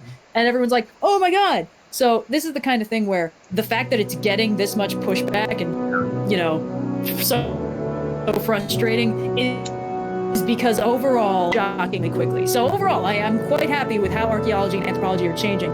I am kind of frustrated that in order to get to anything, you have to dig through 200 years of stupid Victorian analysis before you get to any of the good stuff, but overall, it's because things are getting way better. Oh, definitely. Yep. And I think the fact that basically all of history was rewritten during the Victorian period to conform to their sensibilities, that's part of why it was so tough. And it's like, yeah, we did a lot of new additional research in that point because we were, you know, driven by this curiosity to learn more, given how history should be dictated and presented. But what started with that wave, now that, you know, in the past few hundred, reawakening of historical curiosity, now that we're finally getting there, things are turning around really well. And I think I've seen somewhere that the statistic of like once 25 to 33% of a population adopts a particular idea, it is functionally over the tipping point of becoming like socially accepted. And it's like, cool, this is a thing that exists in society now. And for better and for worse, once you get to a certain point that, you know, in the historical community, in the literary community, the mythological community, they're like, look, women are people, non-straight people are people, non-white people are people. Now that we're beyond, you know, that threshold, it is not going away, which is really great. So Yep. We're living in a frustrating time- to get to this point. Yeah. Now we're here. But Yeah, as we're we have living very impressive change. yeah, well, we have a long ways to go yet. At some point, ask me about the International Society of Anglo-Saxonists and why I no longer use the term Anglo-Saxon to talk about early medieval England. And you'll see just how long we have to go. However, we just hit the end of a chapter, and so we have been also going between the technical issues and everything else for about 4 hours. I have yet to eat dinner, so I think this is actually where we are going to end the stream. And so yeah, as kind of closing Definitely notes, go eat food. Dude. as closing notes for everyone in chat, this show I'm hoping to do stream like 1 to 2 times per week. So probably next week, looks like probably Wednesday and Saturday, if you're interested in tuning back in. I will not be with Red and Blue, we'll be going solo, continuing here with Banner Saga, I think, at least for the first stream.